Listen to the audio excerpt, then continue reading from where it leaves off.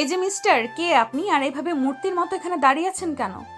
আমি নদী ম্যাডামের পার্সোনাল বডিগার্ড। আজকে আমার চাকরিতে প্রথম দিন, তাই এখানে দাঁড়িয়ে অপেক্ষা করছিলাম। ও আচ্ছা, তার মানে আপনি আমার আব্বুর ঠিক করা সেই বডিগার্ড। আপনাকে আব্বু কি সব খুলে বলেছে? আপনাকে কি কি করতে হবে?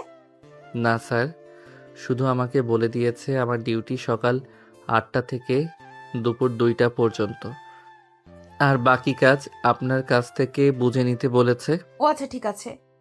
তাহলে আপনি এখন আমার সঙ্গে চলুন। আমি এখন ভার্সিটিতে যাব। আর হ্যাঁ, একটা কথা, আপনি গাড়ি ড্রাইভ করতে জানেন তো? হ্যাঁ ম্যাডাম, আমি খুব ভালো ড্রাইভ করতে পারি। আপনার কোনো চিন্তা নেই, আমি আপনাকে খুব ভালোভাবেই আপনার ভার্সিটিতে পৌঁছে দিতে পারবো। আচ্ছা, আপনি কোন ভার্সিটিতে পড়েন সেটা তো জানা হলো না। আমি জাহাঙ্গীরনগর ইউনিভার্সিটিতে পড়াশোনা করি। কেন, আমার আব্বু তোমাকে এই ব্যাপারে কোনো কিছু বলেনি নাকি? না স্যার, আসলে আমাকে এই ব্যাপারে খুলে কিছুই বলেননি। উনি শুধু বলেছিলেন ওনার মেয়ের জন্য একজন বডিগার্ড প্রয়োজন, আর আমারও একটা চাকরির প্রয়োজন ছিল, তাই আমি কোনো কিছু জিজ্ঞাসা না করেই চাকরিটা নিয়ে নিয়েছি। তাছাড়া আপনার আপু আমাকে খুব ভালো একটা বেতন দেবেন, তাই। আচ্ছা ঠিক আছে, এখন চলো। তোমার সঙ্গে বাকি কথা পরে বলবো। এখন আমার ভার্সিটির টাইম হয়ে গেছে। আগে ভার্সিটি যেতে হবে, তারপর ভার্সিটি থেকে ফিরে এসে তোমার সঙ্গে গল্প করব। এই বলে নদী আর সাগর দুজনেই ভার্সিটির উদ্দেশ্যে রওনা দিল। সাগর গাড়ি ড্রাইভ করছে আর নদী সেটা ভালো করে লক্ষ্য করছিল। নদীর লক্ষ্য করছিল যে সাগর ঠিকঠাক মতো গাড়ি ড্রাইভ করতে পারে কিনা। সাগর খুব ভালোভাবেই গাড়ি ড্রাইভ করছে। এটা দেখে নদী সাগরকে বলল, তুমি তো খুব ভালোই করে ড্রাইভ করতে পারো। তুমি কি এর আগেও অন্য কোথাও ড্রাইভারের চাকরি করেছো নাকি? না ম্যাডাম, এটা আমার প্রথম। তবে ছোটবেলা থেকেই গাড়ি চালানো আর ড্রাইভিংয়ের প্রতি আমার অনেক আকর্ষণ ছিল, তাই খুব ভালোভাবে ড্রাইভিংটাকে রপ্ত করতে পেরেছি, আর সেজন্যই ভালো মতো গাড়ি চালাতে পারি। আমার ড্রাইভিং আপনার পছন্দ হয়েছে? হ্যাঁ, খুব পছন্দ হয়েছে। আর সেই সঙ্গে তোমাকেও খুব পছন্দ হয়েছে। আমি আপনি কি বলেন আমি ঠিক বুঝতে পারিনি। এটাই বললাম যে তুমি খুব ভালো কথাও বলতে পারো। তোমার কথা বলার উদাহরণও আমার বেশ ভালোই পছন্দ হয়েছে। তোমাকে দেখে মনেই হচ্ছে না যে তুমি কোনো গরিব ঘরের ছেলে আর ড্রাইভিং করে নিজের রোজগার করতে চাও।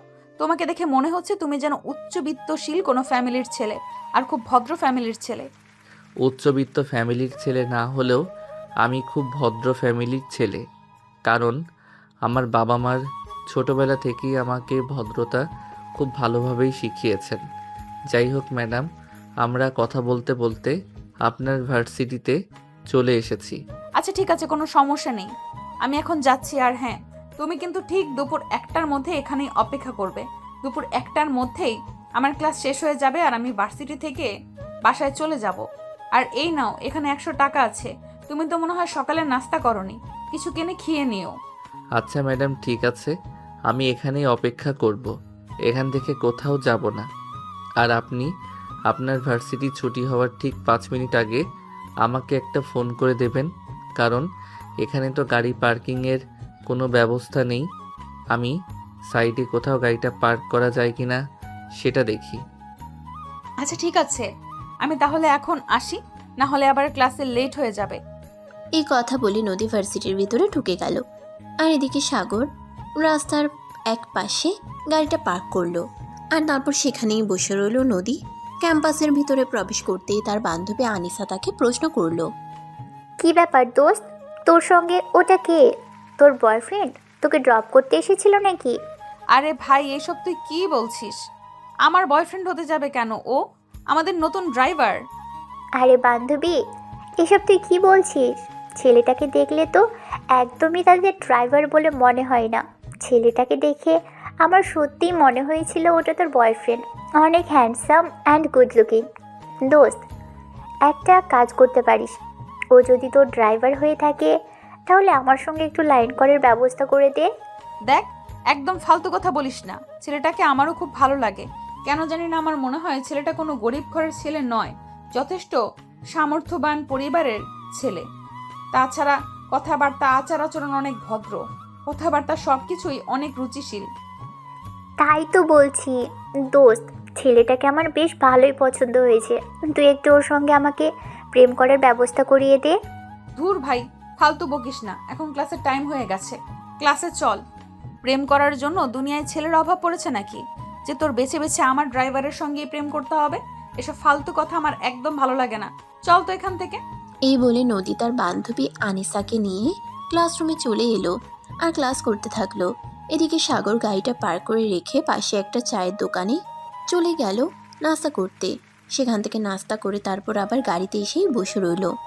ঘুমিয়ে গেছে সেটা তার খেয়ালই ছিল না। তখনই হঠাৎ তার ফোনটা বেজে উঠল। সে মোবাইলটা হাতে নিয়ে দেখলো নদী তাকে ফোন করেছে। সাগর সঙ্গে সঙ্গেই ফোনটা রিসিভ করলো। আর ফোনটা রিসিভ করতেই অপর পাশ থেকে নদী বলতে লাগলো, আসসালামু আলাইকুম, কোথায় আপনি? আমার ভার্সিটি ছুটি হয়ে গেছে। ওয়ালাইকুম আসসালাম ম্যাডাম, আমি এই তো এখানেই আছি। আপনি গেটের কাছে আসুন, আমি গাড়ি নিয়ে চলে আসছি। এই বলে সাগর ফোনটা কেটে দিল এবং গাড়ি নিয়ে গেটের সামনে চলে আসলো। আর এদিকে নদী তার বান্ধবী আনিসাকে নিয়ে ক্যাম্পাসের বাইরের দিকেই আসছিল। আর তখনই আনিসা নদীকে বলল, দোস্ত, আজ আমাদের ড্রাইভার আসতে পারবে না, বলল কি যেন সমস্যা হয়েছে। তুই আমাকে একটু আমার বাসার সামনে নামিয়ে দিবি? আচ্ছা ঠিক আছে, চলো আমার সঙ্গে। এই বলে নদী আর আনিসা দুজনেই গাড়ির কাছে চলে আসলো আর গাড়িতে উঠে বসলো। নদীর সামনের সিটে সাগরের সঙ্গে বসে আছে আর আনিসাকে পেছনে বসতে বলেছে। এটা দেখে আনিসা বলল, আরে ভাই, তুই আমাকে একা পিছনে বসতে বলছিস আর তুই সামনে গিয়ে ড্রাইভারের সঙ্গে বসেছিস। এটা কিন্তু একদম ঠিক হয়নি। দেখ, গাড়িটা আমার তো, আমি কোথায় বসবো না বসবো সেটা একান্ত আমার ব্যক্তিগত ব্যাপার। আর তুই বলেছিস তোর ড্রাইভার আছে, আসতে পারবে না, তাই আমি তোকে লিফট দিতে রাজি হয়েছি। তা না হলে কি আমি তোকে আমার সঙ্গে নিতাম নাকি? যাই হোক, এখন তুই যদি আমার সঙ্গে গাড়িতে করে যেতে চাস তাহলে দয়া করে তোর মুখটা বন্ধ কর, না হলে কিন্তু তুই আমার সঙ্গে যেতে পারবি না। আরে ভাই, তুই এমন কেন রে?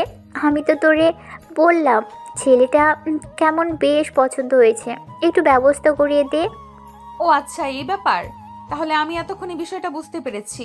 তুই এক্ষুনি গাড়ি থেকে নাম, আমার সঙ্গে একদম ফাজলামো মার্কা কথাবার্তা একদম চলবে না। আরে ভাই, তুই তো আমার বান্ধবী, তুই কেন আমার সঙ্গে এরকম করছিস? বান্ধবীরা তো সবসময় বান্ধবীদের উপকার করে থাকে, কিন্তু তুই তো আমার উপকার না করে আমাকে গাড়ি থেকে নেমে যেতে বলছিস। প্লিজ দোস্ত, এরকম বলিস না। কেন? তোমাকে তো আমি আগেই বলেছিলাম এরকম ফাজলামো মার্কা কথাবার্তা আমার সঙ্গে চলবে না, কিন্তু তারপরেও তো তুই আমার কোনো কথাই শুনলি না, মিথ্যা কথা বলে গাড়িতে উঠলি, আর এখন এই কথা বলছিস? এভাবেই কথা কাটাকাটি হচ্ছিল নদী আর আনিসার মধ্যে। সাগর ড্রাইভিং সিটে বসে বসে সবকিছু শুনছিল। তখনই নদী সাগরকে উদ্দেশ্য করে বলতে লাগলো, কি ব্যাপার, কি হলো? তুমি আবার গাড়ি বন্ধ করে বসে আছো কেন? বাসায় যেতে হবে তো তোমাকে। তোমাকে তো আবার 2টার পর পাওয়া যাবে না, অলরেডি দুপুর 1:30 বেজে গেছে। আমার বাসায় পৌঁছাতে 40 মিনিটের মতো সময় লাগবে। না মানে ম্যাডাম, গাড়িতে তো আপনার সঙ্গে আরও একটা মেয়ে উঠেছে, উনি কোথায় নামবে, ওনার বাসা কোথায়, আমি তো সেই ব্যাপারে কিছুই জানি না, তাই আপনি কিছু বলবেন কি না সেটার জন্যই অপেক্ষা করছিলাম। ওর বাসার সামনেই আমার বাসা, যেতে রাস্তায় পড়বে। ওর বাসার সামনে আসলে আমি তোমাকে বলে দেব। তুমি এখন গাড়ি স্টার্ট করো। সাগর তখন কোনো কথা না বলে গাড়ি স্টার্ট করলো। প্রায় 30 মিনিট গাড়ি চালানোর পর নদী সাগরকে রাস্তায় গাড়ি দাঁড় করাতে বলে একটা বাড়ির সামনে, আর সাগর তখন গাড়ি দাঁড় করায়। আর তারপর নদী আনিসাকে গাড়ি থেকে নেমে যেতে বলে। আনিসা তখন গাল ফুলিয়ে গাড়ি থেকে নেমে যায়। তারপর সাগর আবার গাড়ি চালাতে শুরু করে। দেখতে দেখতে নদীর গাড়ির সামনে চলে আসলো আর নদীকে গাড়ি থেকে নামিয়ে দিয়ে সে গাড়িটা পার্ক করে রেখে বাসা থেকে বের হয়ে চলে যেতে চাইলো। আর তখনই পিছন থেকে নদী বলল। সাগর তখন আর কোনো কথা না বলে নদীর পিছন পিছন বাড়িতে ঢুকলো। আর নদীর ড্রয়িং রুমে এসে সাগরকে বলতে আরে কি ব্যাপার, তুমি চলে যাচ্ছ? আজকে চাকরিতে তোমার প্রথম দিন, সকালবেলা তো তোমার সঙ্গে কথাই বলতে পারলাম না। ভেবেছিলাম ভার্সিটির ছুটির পর তুমি বাসায় আসবে আর তখন তোমার সঙ্গে কথা বলবো। অ্যাকচুয়ালি ম্যাডাম, এখন তো দুপুর 2:10 বেজে গেছে আর আমার ডিউটি দুপুর 2টা পর্যন্ত, তাই চলে যাচ্ছিলাম আর কি। তুমি এখন আমার সঙ্গে বাসার ভেতরে চলো। আজকে চাকরিতে তোমার প্রথম দিন, আর তোমার তো দুপুরের খাওয়া হয়নি। তুমি দুপুরের খাবারটা খেয়ে তারপর যাবে। কিন্তু ম্যাডাম, স্যারের সঙ্গে তো কথা হয়েছে, আমি দুপুরের খাবার আমাদের বাড়িতে খাবো। আমি বাইরের খাবার খুব একটা খাই না। তাছাড়া আমার তো মনে হয় আপনাদের বাড়িতে আপনারা কাজের লোক দিয়ে রান্না করেন। আবার আবার বাইরের লোকের হাতে রান্না খেতে খুব একটা ভালো লাগে না। ও আচ্ছা, এই ব্যাপার। ঠিক আছে, কোনো সমস্যা নেই। তুমি আসো আমি তোমাকে আমার নিজের হাতে রান্না করে খাওয়াবো। কিন্তু ম্যাডাম, আপনি তো এইমাত্র ভার্সিটি থেকে আসলেন, এখন আপনার বিশ্রাম নেওয়া প্রয়োজন। আর তুমি এত কথা বলো কেন? তোমাকে আমি আমার সঙ্গে ভেতরে আসতে বলেছি, তুমি চুপচাপ আমার সঙ্গে ভেতরে আসো। আমি কোনো কথা শুনতে চাই না। সাগর তখন আর কোনো কথা না বলে নদীর পিছন পিছন বাড়িতে ঢুকলো আর নদীর ড্রয়িং রুমে এসে সাগরকে বসতে বলল। আর তারপর সে নিজের রুমে চলে গেল। নিজের রুমে গিয়ে ড্রেস চেঞ্জ করে সোজা চলে গেল। তারপর সাগরের জন্য নিজের হাতের চিকেন বিরিয়ানি রান্না করলো। বেলা হয়ে গেছে, আসলে বাসায় এসে সব কিছু গোছগাছ করে রান্না করতে হয়েছে, তো তাই নদী ডাইনিং টেবিলে খাবার সাজিয়ে তারপর সাগরকে ডেকে নিল।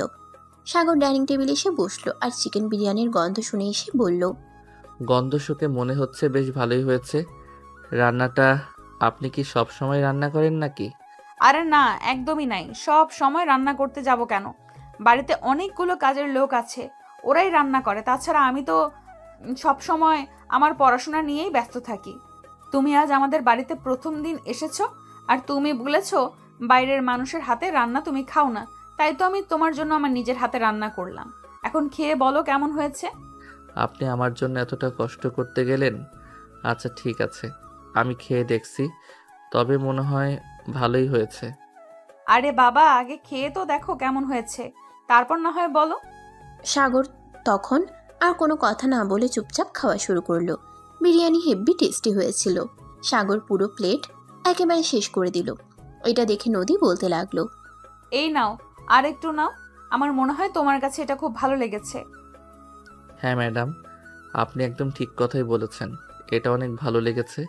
তাছাড়া আমার তো মনে হচ্ছে এটা কোনো পাকা রাঁধুনির হাতের রান্না।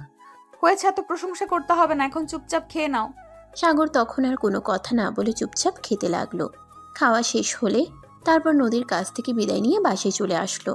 বাসায় আসতেই তার আম্মু তাকে দেখে রাগান্বিত কণ্ঠে বলতে লাগলো, কি ব্যাপার, তুই এতক্ষণ কোথায় ছিলি? সকালবেলা ঘুম থেকে উঠে কাউকে কিছু না বলে কোথায় চলে গেছিলি? আমার একটা কাজ ছিল, কাজ করতে গিয়েছিলাম। আর হ্যাঁ, আব্বুকে বলে দিও এখন থেকে আর আমাকে বসিয়ে বসিয়ে খাওয়াতে হবে না। আমি একটা চাকরি জোগাড় করেছি, এখন থেকে আমি চাকরি করেই খেতে পারবো। মানেটা কি? কি বলছিস? আমি তো কিছুই বুঝতে পারছি না। আর তুই এতক্ষণ কোথায় ছিলি সেটা অন্তত আমাকে বল। আমি সে কখন থেকে তোকে ফোন দিচ্ছিলাম, কিন্তু তোর ফোন বারবার সুইচ অফ বলছিল। কি সমস্যা তোর?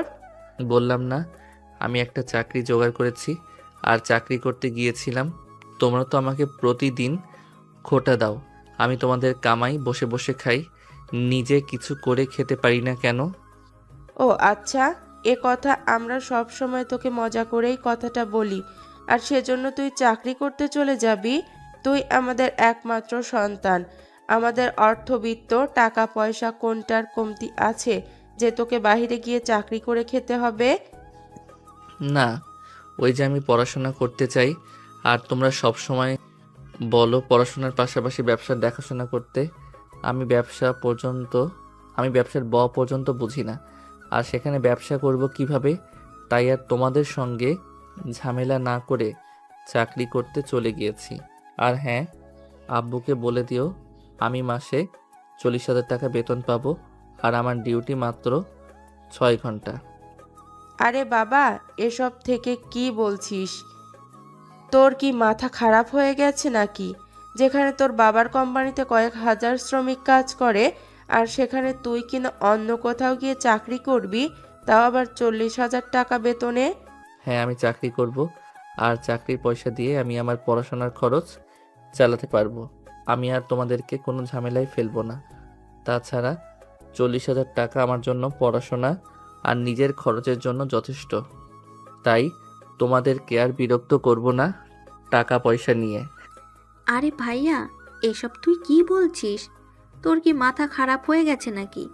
আব্বু না হয় মজা করে এসব কথা বলে, আর তাই বলে তুই বাইরে চাকরি করতে চলে যাবি? ভাইয়া, এরকম করিস না, আব্বু শুনলে কিন্তু খুব রাগ করবে। সে যা ইচ্ছা তাই করুক, তাতে আমার কিছুই যায় আসে না। আমি কারোর কোনো কথা শুনবো না। আমি আমার মতোই চলবো, বুঝতে পেরেছিস? ভাইয়া, আমার মনে হয় সত্যি তোর মাথা খারাপ হয়ে গেছে।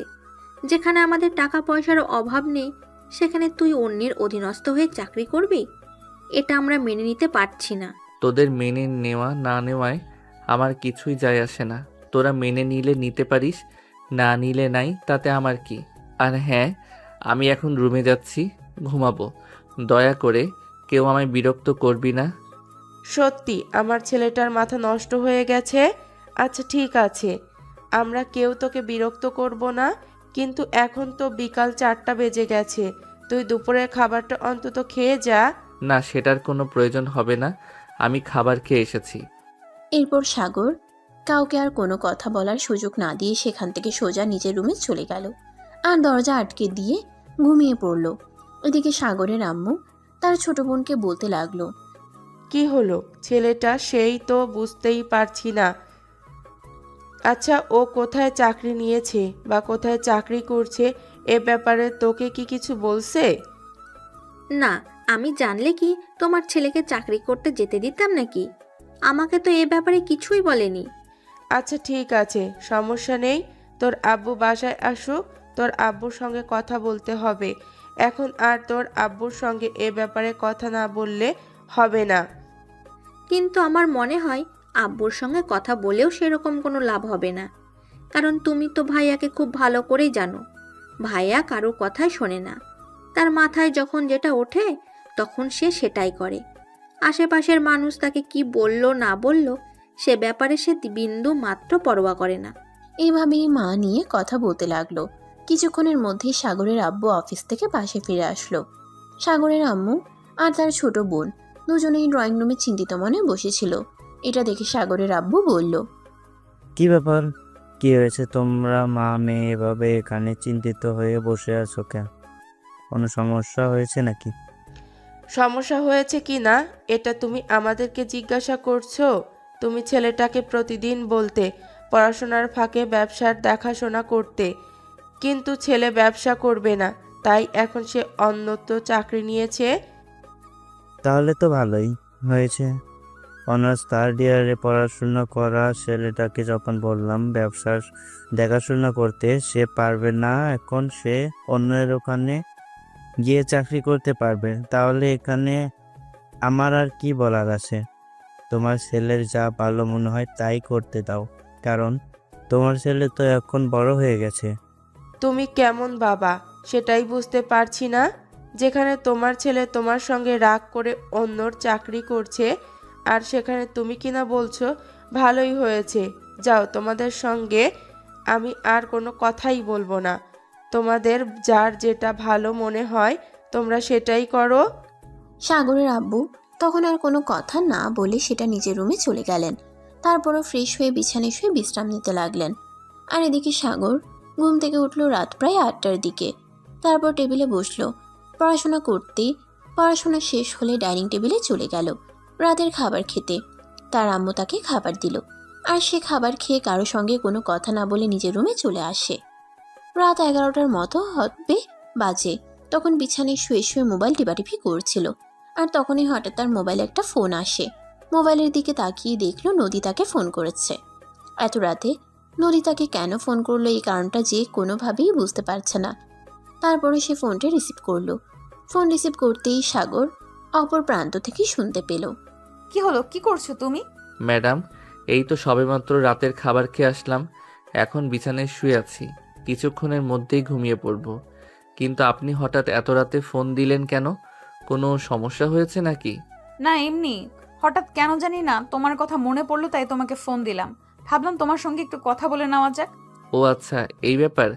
আপনি কি করছিলেন? রাতের খাবার খেয়েছেন? না, আমি তো রাতের খাবার খাই না। এমনিতেই আমার রাতের খাবার খেতে ভালো লাগে না। তাছাড়া শরীর স্বাস্থ্য অনেকটা বেড়ে গেছে, তাই ভাবছি ডায়েট করব। আর সেজন্য 1 মাস ধরে রাতের খাবার খাওয়া বাদ দিয়েছি। কিন্তু ম্যাডাম, আপনার শরীর তো ঠিকই আছে, তাই আমার মনে হয় রাতের খাবার অ্যাভয়েড করা একদমই উচিত হচ্ছে না। তাছাড়া রাতের খাবার না খেলে আমাদের শরীরের রোগ প্রতিরোধ ক্ষমতা হ্রাস পায়। তাই আমি বলি কি, আপনি রাতের খাবারটা খেয়ে তারপর ঘুমাবেন। আচ্ছা ঠিক আছে, সমস্যা নেই। তুমি যখন বলছো তাহলে এখন থেকে আমি প্রতিদিন রাতের খাবার খেয়ে তারপর ঘুমাবো। আচ্ছা একটা কথা বলো, আমি আবার এত রাতে তোমাকে ফোন দিয়ে বিরক্ত করলাম না তো? আরে না ম্যাডাম, আমি তো এখনও ঘুমাইনি। এখনও বিছানায় শুয়ে শুয়ে মোবাইল টিপাটিপি করছিলাম, আর তখনই আপনি ফোন দিলেন। আচ্ছা ঠিক আছে, তুমি তাহলে ঘুমাও, আমি এক্ষুনি রাতের খাবার খেয়ে আসবো আর তারপর ঘুমিয়ে যাব। আচ্ছা ঠিক আছে, তাহলে এখন থেকে প্রতিদিন রাতের খাবার খাবেন। কখনোই রাতে খাবার খাওয়া মিস দিবেন না, কারণ রাতের খাবার আমাদের শরীরের জন্য অনেকটা উপকারী। এরপর দুজনে কথা বলা শেষ করলো। সাগর বিছানায় শুয়েছিল আর সেখানেই ঘুমিয়ে পড়ল। অপরদিকে নদী রাতের খাবার খেয়ে নিল আর তারপর নিজের রুমে এসে শুয়ে পড়ল। পরদিন সকালবেলা ঘুম থেকে উঠে সাগর ফ্রেশ হয়ে বাসা থেকে বের হতে যাবে, তখনই পেছন থেকে তার আম্মু বলতে লাগলো, দেখ বাবা, আমি তোর আম্মু হয়ে তোকে বলছি, তুই এরকমটা করিস না, অন্যর চাকরি করিস। এটা যদি বাইরের মানুষ জানতে পারে তাহলে তোর বাবার মান ইজ্জত কোথায় যাবে? দেখো, আমি কাজ করে পয়সা ইনকাম করছি না যাতে আমার বাবার মান ইজ্জত চলে যাবে। মান ইজ্জত তো তখন চলে যায় যখন কেউ চুরি, ডাকাতি, ছিনতাই, রাহাজানি এগুলো করে। তাই আমাকে নিয়ে তোমাদের অযথাই টেনশন করতে হবে না। আমি এমন কোনো কাজ করব না যাতে তোমাদের মান ইজ্জত যাবে। এরপর সে তার আম্মুকে আর কোনো কথা বলার সুযোগ না দিয়ে বাসা থেকে বের হয়ে গেল। নদীর বাসার সামনে এসে দাঁড়িয়ে আছে। তখন সকাল 9:30 মতো বাজে, কিন্তু নদী এখনো বাসা থেকে বের হয়নি। তাই সাগর বাসার কলিং বেলে চাপ দিল। কিছুক্ষণ পর নদীর আব্বু এসে দরজা খুলে দিল। সাগর নদীর আব্বুকে দেখে সালাম দিয়ে নদীর ব্যাপারে জিজ্ঞাসা করলো। আসসালামু আলাইকুম স্যার, নদী ম্যাডাম কোথায়? ওনার তো ভার্সিটি টাইম হয়ে গেছে, উনি এখনো বাসা থেকে বের হননি কেন? ওয়ালাইকুম আসসালাম। আমি তো বলতে পারছি না, আমি তো এইমাত্র ঘুম থেকে উঠলাম। তুমি একটু ড্রয়িং রুমে এসে বসো, আমি নদীকে ডেকে দিচ্ছি। আচ্ছা আঙ্কেল, ঠিক আছে, আমি এখানে বসছি। এই বলে নদীর আব্বু নদীর রুমের দিকে যেতে যাবে, তখনই নদীর রুম থেকে বের হলো আর সাগরকে দেখিয়ে বলতে লাগলো, আই এম সরি, আসলে আমার ঘুম থেকে উঠতে লেট হয়ে গেছে। যাই হোক, এখন চলো তাড়াতাড়ি, তা না হলে ভার্সিটিতে লেট হয়ে যাবে। সাগর তখন কোনো কথা না বলে নদীকে নিয়ে বাসা থেকে বের হয়ে গেল আর তারপর অন্যদিকে ভার্সিটিতে পৌঁছে দিল। আর এরপর এভাবেই চলছিল। প্রতিদিন সকালবেলা ঘুম থেকে উঠে নদীর বাসার সামনে চলে আসা, তারপর নদীকে নিয়ে ভার্সিটিতে যাওয়া, মাঝখানে নিজের পড়াশোনা। সেদিন রাত আনুমানিক তো 1টার মতো বাজে। সাগর ঘুমিয়ে পড়েছে। ঘুমের মতোই সে তার ফোনের রিংটোনের আওয়াজ শুনতে পেল। সে মোবাইলের স্ক্রিনের দিকে না তাকিয়ে ফোনটা রিসিভ করলো আর ফোন রিসিভ করতেই অপর পাশ থেকে শুনতে পেল, কি ব্যাপার সাগর, আজ আমি ফোন দিলাম না বলে তুমি আমাকে ফোন দাওনি? কি ব্যাপার সাগর, আজ আমি ফোন দিলাম না বলে তুমি আমাকে ফোন দাওনি? ম্যাডাম, আমি আসলে ঘুমিয়ে পড়েছিলাম। আমি তো ভেবেছিলাম হয়তো আপনিও ঘুমিয়ে পড়েছেন, তাই আমি আর ফোন দেইনি। তুমি জানো আমি কতক্ষণ ধরে তোমার ফোনের জন্য অপেক্ষা করছি? সেই রাত 10টা থেকে আমি ভাবছি তুমি আমাকে ফোন দিবে, কিন্তু তুমি তো আমাকে ফোন দিলে না। কিন্তু তাই বলে আপনি এত রাত অপেক্ষা করে জেগে থাকবেন নাকি? আপনার তো এটা ভাবা উচিত ছিল যে আমিও হয়তো ঘুমিয়ে যেতে পারি, তাই আপনাকে ফোন করতে পারিনি। কিন্তু আমি তো তোমার ফোনের জন্য অপেক্ষা করছিলাম। তোমার সঙ্গে কথা বলতে না পারলে আমার ভালো লাগে না। কেন জানি তোমার প্রতি আমার অন্যরকম একটা অনুভূতি কাজ করে। তোমার সঙ্গে কথা বলতে না পারলে তো আমার ঘুমই আসে না। ম্যাডাম, আমার মনে হয় আপনি আমাকে নিয়ে একটু বেশি বেশি চিন্তা করছেন, তাই হয়তো আপনার এরকম হয়েছে। আমি বলি কি, আপনি আমাকে নিয়ে চিন্তা করাটা একটু কমিয়ে দিন, তাহলে হয়তো আপনি সুস্থভাবে বেঁচে থাকতে পারবেন। হ্যাঁ, তুমি যেরকমটা ভাবছো ঠিক সেরকমটাই। কারণ আমি জানি তোমার সব কিছু বোঝার মতো যথেষ্ট বয়স হয়েছে, তাই আমি তোমাকে এ ব্যাপারে বললাম। দেখো, আমি সত্যি বলছি, তোমার সঙ্গে কথা না বলতে পারলে আমার একটুও ভালো লাগে না। আমার ঘুম আসে না, কোনো কিছুই করতে মন চায় না। হ্যাঁ, আমি সেটা বুঝতে পেরেছি বলেই তো আপনাকে বলছি, আপনি আমাকে নিয়ে চিন্তা করা একটু কমিয়ে দিন, তাহলে আপনি ভালো থাকতে পারবেন। আমার মনে হয় তাই আপনাকে বললাম। কিন্তু আমি তোমার সঙ্গে কথা না বললে থাকতে পারবো না। আমি সত্যি বলছি, জানি না এটাকে কি বলে। যদি তোমার মনে হয় আমি তোমার প্রেমে পড়েছি, তাহলে আমার মনে হয় এটাই সত্যি যে আমি তোমার প্রেমে পড়ে গেছি। ম্যাডাম, ভুলে যাবেন না আমি আপনার বডিগার্ড। আপনাকে সুরক্ষা দেওয়া আমার দায়িত্ব। আমার বাবা আপনাকে সুরক্ষা দেওয়ার জন্য আমাকে রেখেছেন। আপনাকে ভার্সিটি পৌঁছে দেওয়া এবং ভার্সিটি থেকে বাসা পর্যন্ত পৌঁছে দেওয়া আমার দায়িত্ব। আমি জানি না কেন আমার সঙ্গে এরকম হচ্ছে, কিন্তু আমি সত্যি বলছি আমি তোমায় ভালোবেসে ফেলেছি। তোমাকে ছাড়া বেঁচে থাকা আমি পারবো না। এসব আপনি কি বলছেন? আপনার কি মাথা নষ্ট হয়ে গেছে নাকি? প্রথমত, আপনি আমার যে বয়সে বড়। দ্বিতীয়ত, আমি আপনার বডিগার্ড। এই সম্পর্ক কোনো দিনও কেউ মেনে নিবে না। না তো আমার ফ্যামিলির মানুষ, জানাই না তো আমার ফ্যামিলির মানুষজন। এর মধ্যে সবচেয়ে বড় বাধা সেটা হলো আপনি আমার মালকিন আর আমি আপনার বডিগার্ড। প্রেম ভালোবাসা এসব কোনো বিষয় না। তাছাড়া আমি তোমাকে ভালোবাসি আর আমার ভালোবাসার মাঝখানে কোনো বাধা আছে আমি সেটা পরোয়া করব না, কারণ আমার কাছে আমার ভালোবাসা, আমার ভালো থাকাটাই সবচেয়ে বেশি ইম্পর্ট্যান্ট। কিন্তু ম্যাডাম, আমি কোনো কিন্তু শুনতে চাই না। আমি তোমায় ভালোবাসি। I love you Sagar. Love you too. একটা সত্যি কথা বলবো, জানি না তুমি বিশ্বাস করবে কিনা। এরকম কেন বলছো তুমি? কিছু বললে আমি কেন বিশ্বাস করব না? বলো তুমি কি বলতে চাও। আমিও তোমাকে অনেক আগে থেকেই ভালোবাসি। অনেক দিন ধরেই তোমায় ফলো করতাম। আর তখনই জানতে পারলাম তোমার বাবা তোমার জন্য একদম পার্সোনাল বডিগার্ড খুঁজছেন। আর তখনই সুযোগ খুঁজে সুযোগের সব ব্যবহার করলাম। তোমার পাশাপাশি থাকার চেষ্টা করলাম। তোমার দৃষ্টি আকর্ষণ করার চেষ্টা করলাম। আর আমি সত্যি সফল হলাম। তাহলে তুমি এতদিন কেন বলনি আমাকে যে তুমি আমাকে ভালোবাসো? তাহলে তো আর আমাকে এতদিন অপেক্ষা করতে হতো না। ওই যে, তুমি কোটিপতি বাবার একমাত্র আদরের সন্তান, আর আমি গরিব ঘরে জন্ম নেওয়া এক ছেলে। তোমার আমার এই সম্পর্ক কোনোদিনও কেউ মেনে নিবে না।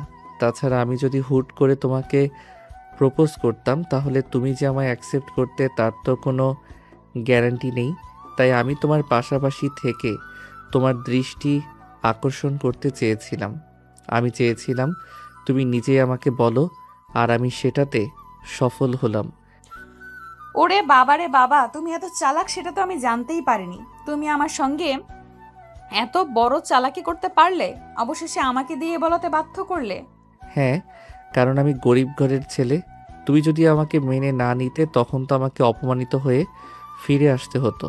তার চাইতে বরং এটা ভালো হলো না যে কাটা দিয়ে কাটা তুলে ফেললাম।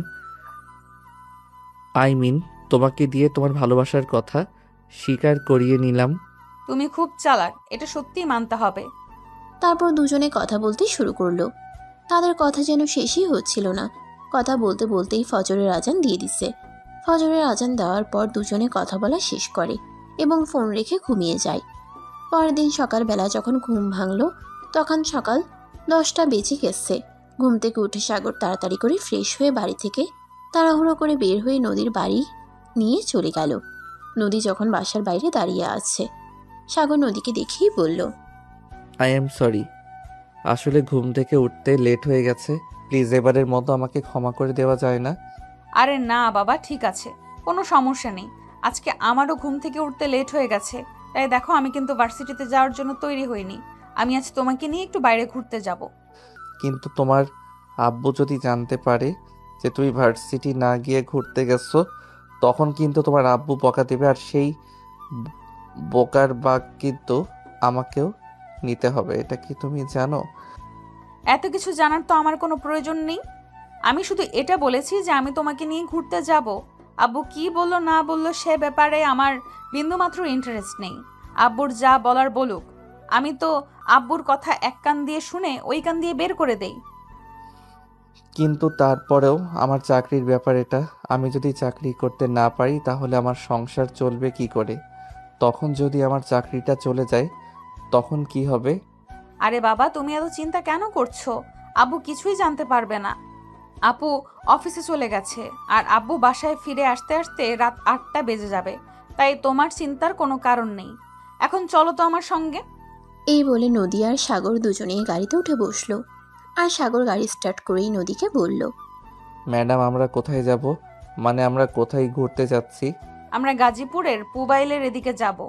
ওখানে মেঘডুবি বলতে একটা জায়গা আছে, ওখানে ঘোরাঘুরি করব। আর মেঘডুবিতে একটা পার্ক আছে ওখানে। কিন্তু ম্যাডাম এটা তো আমাদের লোকেশন থেকে অনেক দূরে, যেতে যেতেই প্রায় 2 ঘন্টার। আরে তা লাগো, কোনো সমস্যা নেই। তোমাকে বললাম তো, এত চিন্তার কিছুই নেই। আব্বু বাসায় ফিরে আসতে আসতে রাত 8টার মতো বেঁচে যাবে। আমরা তার আগেই চলে আসতে পারবো। আচ্ছা ঠিক আছে, তাহলে চলুন যাওয়া যাক। এই তুমি আমাকে আপনি করে কেন বলো বলো তো? তোমাকে না বললাম আমাকে সব সময় তুমি করে কথা বলবা, কখনোই আপনি করে কথা বলবা না। আপনি আপনি করে কথা বললে পর পর লাগে, আর তুমি করে কথা বললে আপন আপন লাগে। বুঝতে পেরেছো? ওকে ম্যাডাম, কিন্তু আপনার আব্বু যদি জানতে পারে আমাদের এই সম্পর্কের কথা, তখন কি হবে? আপনি কি একটাবারও সেটা চিন্তা করে দেখেছেন, নাকি হুটহাট করেই সব কিছু করে চলেছেন? দেখো, আমি এত চিন্তা করা একদম পছন্দ করি না। যখন যেটা হবে তখন সেটা দেখা যাবে। এখন অযথাই চিন্তা করে কি লাভ বলো? তারপর সাগর নদীর সঙ্গে আর কোনো কথা না বলে গাড়ি চালাতে থাকলো। প্রায় 2 ঘন্টার মতো সময় লাগলো। তারপর সাগর নদীর সঙ্গে আর কোনো কথা না বলে গাড়ি চালাতে থাকলো। প্রায় 2 ঘন্টার মতো সময় লাগলো পুবাইলের মেঘডুবিতে এসে পৌঁছাতে। তারা দুজনে সারাদিন সেখানে ঘোরাঘুরি করলো। আর তারপর বিকেলের দিকে সেখান থেকে বের হয়ে বাসার দিকে রওনা দিল। আর তখনই নদী বলতে লাগলো, ভালো একটা রেস্টুরেন্ট থেকে তার সামনে গাড়িটা তাই করাবো। সারাদিন তো তেমন কিছুই খাওয়া হলো না, ফুচকা, ঝালমুড়ি, চকলেট, আইসক্রিম এগুলো ছাড়া। ম্যাডাম সন্ধ্যা হয়ে গেছে, এখন যদি রেস্টুরেন্টে খাবার খেতে ঢুকে তাহলে তো বাসায় ফিরতে লেট হয়ে যাবে। লেট হবে না, তোমাকে যেটা বলেছি সেটা করো। তুমি রাস্তার পাশে ভালো একটা রেস্টুরেন্ট দেখে গাড়ি দাঁড় করাবে, তারপর সেখানে মিলে দুজন খাওয়া দাওয়া করে তারপর বাসায় ফিরবো। যথা আজ্ঞা মহারানী, আপনি যা বলবেন। এই বলে সাগর গাড়ি চালাতে লাগলো। আর কিছুক্ষণ পরেই একটা বড় রেস্টুরেন্টের সামনে এনে গাড়ি দাঁড় করালো। তারপর দুজনে মিলে সেখানে খাবার খেলো। খাওয়া দাওয়া শেষ করে তারপর সাগর নদীকে তার বাসায় পৌঁছে দিল। আর তারপর রাত 9টার দিকে সে তার নিজের বাসায় গেল। বাসায় এসে কলিং বেলে চাপ দিতেই তার ছোট বোন রিয়া এসে দরজা খুলে দিল। আর তাকে দেখে বলতে লাগলো, কি ব্যাপার ভাইয়া, এতক্ষণ থেকে কোথায় ছিলি? তোর ডিউটি তো বলেছিলি সকাল 8টা থেকে দুপুর 2টা পর্যন্ত। আরে এখন তো রাত হয়ে গেছে, এত রাতে তুই কোথা থেকে এসেছিস? ওরে বাবারে বাবা, এখন কি আমাকে তোর কাছেও কৈফিয়ত দিতে হবে নাকি? আমি এত রাত পর্যন্ত কোথায় ছিলাম? দেখ, আমি এখন বড় হয়েছি, আমি আমার ইচ্ছা মতো যা ইচ্ছে তাই করতে পারি। আমি কারো কাছে কৈফিয়ত দিতে বাধ্য নই। ভাইয়া, তুই আমার সঙ্গে এরকমভাবে কথা বলছিস, সেটা তো আমি ভাবতেই পারছি না। তুই কারোর সঙ্গে এরকম আচরণ করতে পারিস? আমি তো ভুল কিছু করিনি, আমি ছেলে মানুষ, আমি যখন ইচ্ছে হয় তখন বাড়িতে ফিরবো। আমি কেন এ ব্যাপারে কারো কাছে কোনো কৈফিয়ত দিতে যাব? আই অ্যাম সরি, আমি তোকে আর কখনো এ ব্যাপারে প্রশ্ন করব না। এই বলে রিয়া কান্না করতে করতে নিজের রুমে চলে গেল। আর তখনই তার আম্মু তার রুমের পাশ দিয়ে যাচ্ছিল। রিয়াকে কান্না করতে দেখে তিনি প্রশ্ন করলেন, কি রে রিয়া, কি হয়েছে তোর? তুই এভাবে কান্না করছিস কেন? তখন তো কখনো এভাবে কান্না করতে দেখা যায় না। কেউ কি তোকে কিছু বলেছে নাকি? আম্মু, আমি শুধু তোমার ছেলেকে জিজ্ঞাসা করেছিলাম তোমার ছেলে কেন এত রাতে বাড়িতে এসেছে, আর তখনই তোমার ছেলে আমাকে এতগুলো কথা শুনিয়ে দিল। এই বলে সাগরের আম্মু তখনই সাগরের রুমে চলে গেল। সাগর ততক্ষণে ফ্রেশ হয়ে রুমে এসেছে বিশ্রাম নেওয়ার জন্য। আর তখনই সাগর তার আম্মুকে দেখে বলল, কি ব্যাপার আম্মু, কি হয়েছে? তুমি কেন হঠাৎ আমার রুমে? কেন, তোর রুমে এসে কি ভুল কিছু করে ফেললাম নাকি? তুই রিয়াকে কি বলেছিস মেয়েটা এভাবে কান্না করছে? আই এম সরি আম্মু, আসলে আমার মেজাজ ঠিক ছিল না, কি বলতে কি বলে ফেলেছি আমার নিজেরই মনে নেই। ঠিক আছে, তুমি যাও, আমি দেখছি রিয়ার কি হয়েছে। কি রে রিয়া, তোর আবার কি হলো? তুই এভাবে কান্না করছিস কেন? আমি কেন কান্না করছি সেই কৈফিয়ত তো আমি তোকে দিতে যাব না, এটা আমার ব্যক্তিগত ব্যাপার। তুই আমার রুমে কেন এসেছিস? আমার রুম থেকে বেরিয়ে চলে যা। আমি তোর চেহারাটাও দেখতে চাই না। আই এম সো সরি বোন আমার, তুই আমার সঙ্গে এভাবে রাগ করে থাকিস না। আসলে আমার মেজাজ ঠিক ছিল না, তোকে কি বলতে গিয়ে কি বলে ফেলেছি। I am so sorry, please আমাকে ক্ষমা করে দে এবারের মতো। আমি তোকে এইটুকু প্রশ্ন জিজ্ঞাসা করেছি, তাই বলে তুই আমাকে এভাবে মেজাজ দেখাবি? এটা তো আমি কল্পনাও করতে পারিনি। বললাম তো সরি, প্লিজ এবারের মতো আমাকে ক্ষমা করে দে, আর কখনোই তোর সঙ্গে এরকম আচরণ করব না, প্লিজ এটাই শেষবার। ঠিক আছে, আমি তোকে ক্ষমা করে দেব, তবে একটা মাত্র শর্তে। আগামীকাল বিকালে তুই আমাকে ঘুরতে নিয়ে যাবি। আচ্ছা ঠিক আছে, কোনো সমস্যা নেই, তোকে নিয়ে আমি ঘুরতে যাব। এই বলে সাগর নিজের রুমে চলে গেল আর তারপর নদীর সঙ্গে বেশ কিছুক্ষণ কথা বলে ঘুমিয়ে পড়ল। পরের দিন সকালবেলা আবার সে তার ডিউটিতে চলে গেল। সেদিন ভার্সিটি শেষ করে নদীকে বাসে পৌঁছে দিয়ে সাগর নিজের বাসে চলে আসবে। তখনই নদী পিছন থেকে বলল, চলো না কোথাও, আবার আমরা কোথাও থেকে ঘুরে আসি, ভালো লাগবে। I am so sorry baby, এটা আমার দ্বারা আজ আর হচ্ছে না, কারণ আমার ছোট বোন বলেছে ওকে নিয়ে আজ আমার ঘুরতে যেতে হবে। আর আমি যদি ওকে নিয়ে ঘুরতে না যাই তাহলে বেচারি খুব কষ্ট পাবে, তাই তোমাকে নিয়ে অন্য একদিন ঘুরতে যাব। আজ ছোট বোনকে সময় দিতে হবে। আচ্ছা ঠিক আছে, আমরা না হয় কয়েকদিন পর আবার ঘুরতে যাব। আজ তুমি তোমার ছোট বোনকে সময় দাও। Okay baby, love you so much. সাগর নদীকে জড়িয়ে ধরে একটা কিস করে। তারপর নদীর কাছ থেকে বিদায় নিয়ে বাড়িতে চলে আসলো। বাড়িতে এসে দেখতে পেল তার ছোট বোন অনেকক্ষণ ধরে রেডি হয়ে বসে আছে। তার ছোট বোনকে দেখে সাগর বলতে লাগলো, ওরে বাবা রে বাবা, তোরা মেয়ে মানুষ পারিসও বটে, কোথাও ঘুরতে যাবে বলে 1 ঘন্টা আগে রেডি হয়ে বসে থাকতে হবে নাকি? দেখ ভাইয়া, তুই খুব ভালো করে জানিস আমরা মেয়ে মানুষ, আমাদের সাজুগুজু করতে অনেকক্ষণ সময় লাগে। তুই তো বাসায় এসে তাড়াহুড়ো শুরু করে দিবি, তাই আমি আগে থেকে রেডি হয়ে বসেছিলাম যাতে তোর কোনো কথা শুনতে না হয়। এখন চল, তা না হলে আবার বাসায় ফিরে আসতে দেরি হয়ে যাবে। এই বলে সাগর আর তার ছোট বোন রিয়া দুজনেই বাসা থেকে বের হয়ে গেল গাড়ি নিয়ে ঘুরতে। এদিকে নদী কোনো একটা জরুরি কাজে বাসা থেকে বের হয়েছিল। তখন হঠাৎ সে সাগরকে দেখতে পেল গাড়ি চালাচ্ছে। এটা দেখে সে অনেকটাই অবাক হয়ে গেল। যে ছেলেটা গরিব ঘরের সন্তান, তার বড় গাড়ির চাকরি করছে, সে গাড়ি নিয়ে কোথা থেকে বের হলো। তখনই নদী মোবাইলে সাগরকে ফোন দিল। সাগর ফোনটা রিসিভ করতে অপর প্রান্ত থেকে শুনতে পেল, সাগর, তুমি এখন কোথায় আছো? এই তো, আমি আমার ছোট বোনকে নিয়ে ঘুরতে বের হয়েছি। কেন, কি হয়েছে? না কিছু না, এমনি। আসলে তোমাদের কি নিজেদের গাড়ি আছে? আরে না ম্যাডাম, আমাদের নিজেদের গাড়ি কোথা থেকে আসবে, যেখানে আমাদের নুন আনতে পান্তা ফুরায়। আপনার বাড়িতে চাকরি করি, সেখানে আমি নিজের গাড়ি কোথা থেকে পাবো?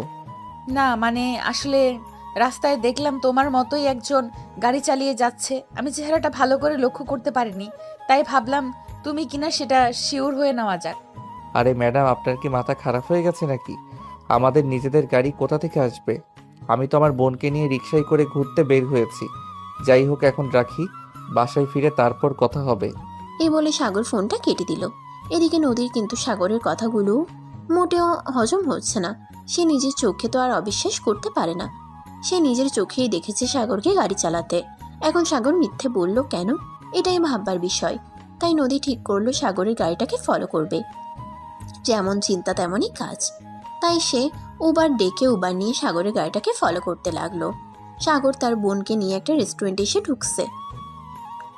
দুজনে খাবার খাচ্ছে, তখনই পেছন থেকে নদী বলল, বাবা, মিস্টার সাগর, আপনি নাকি গরিব ঘরের সন্তান, তাহলে 5 স্টার হোটেলে বোনকে নিয়ে খাবার খাচ্ছেন কি করে?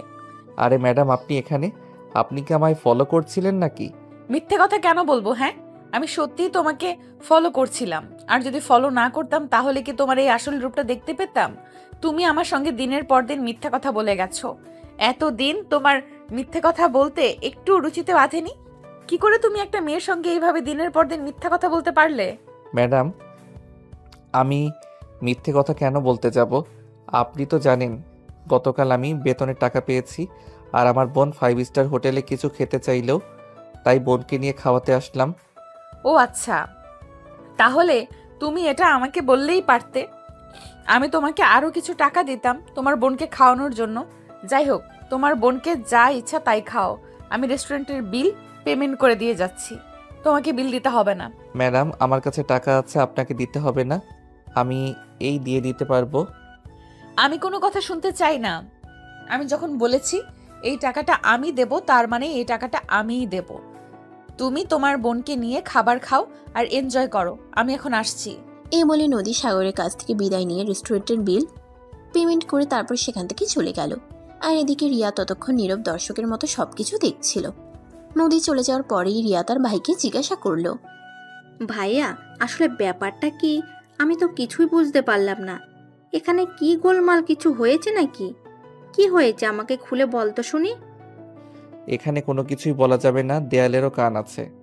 এখন চুপচাপ খাবারটা খেয়ে নে, বাসায় চল, তারপর তোকে সবকিছু খুলে বলবো। এই বলে রিয়া আর সাগর খাবার খেয়ে তারপর বাসায় চলে আসলো।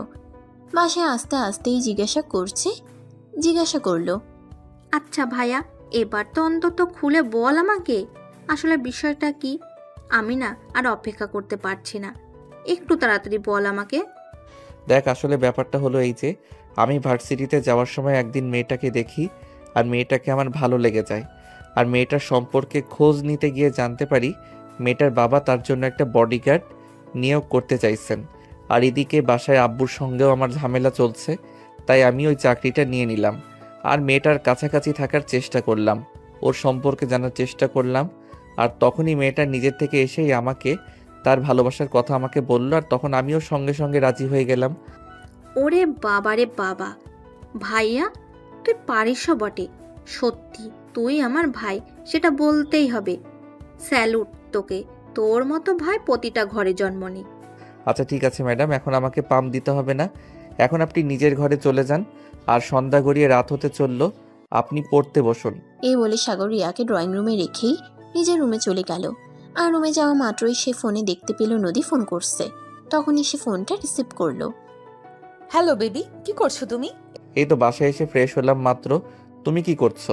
এই তো বসে বসে তোমার কথা ভাবছিলাম। জানো, একটা কথা সত্যি আমার হজম হচ্ছে না। তুমি কি আসলেই গরিবের সন্তান, নাকি আমার সামনে গরিব সেজে ঘুরে বেড়াচ্ছ? আর এসব তুমি কি বলছো? আমি তোমার সঙ্গে মিথ্যে কথা কেন বলতে যাব?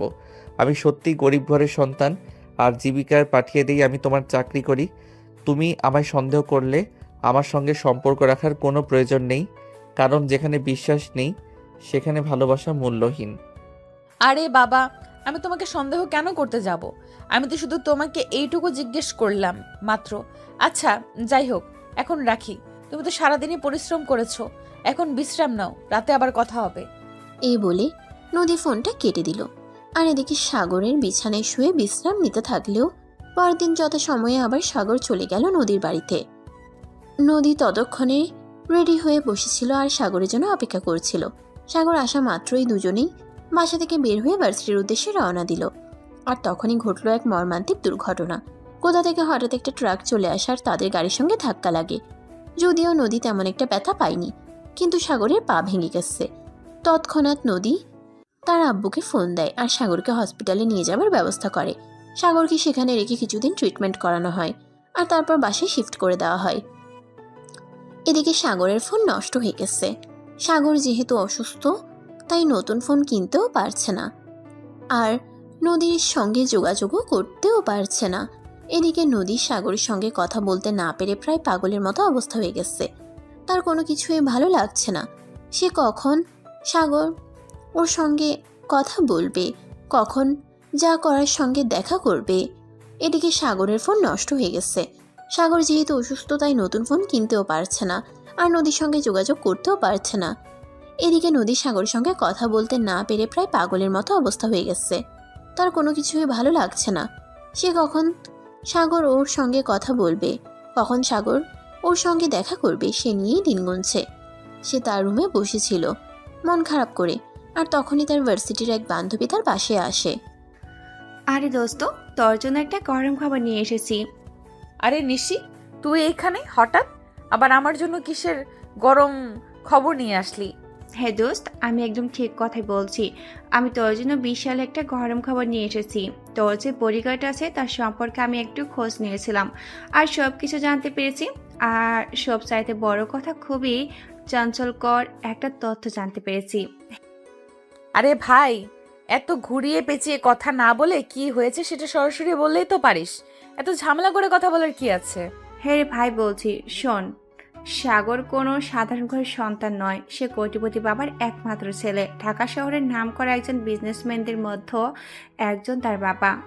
আরে এইসব তুই কি বলিস? তোর কি মাথা খারাপ হয়ে গেছে নাকি? আমার মনে হয় তুই ভুল ইনফরমেশন পেয়েছিস।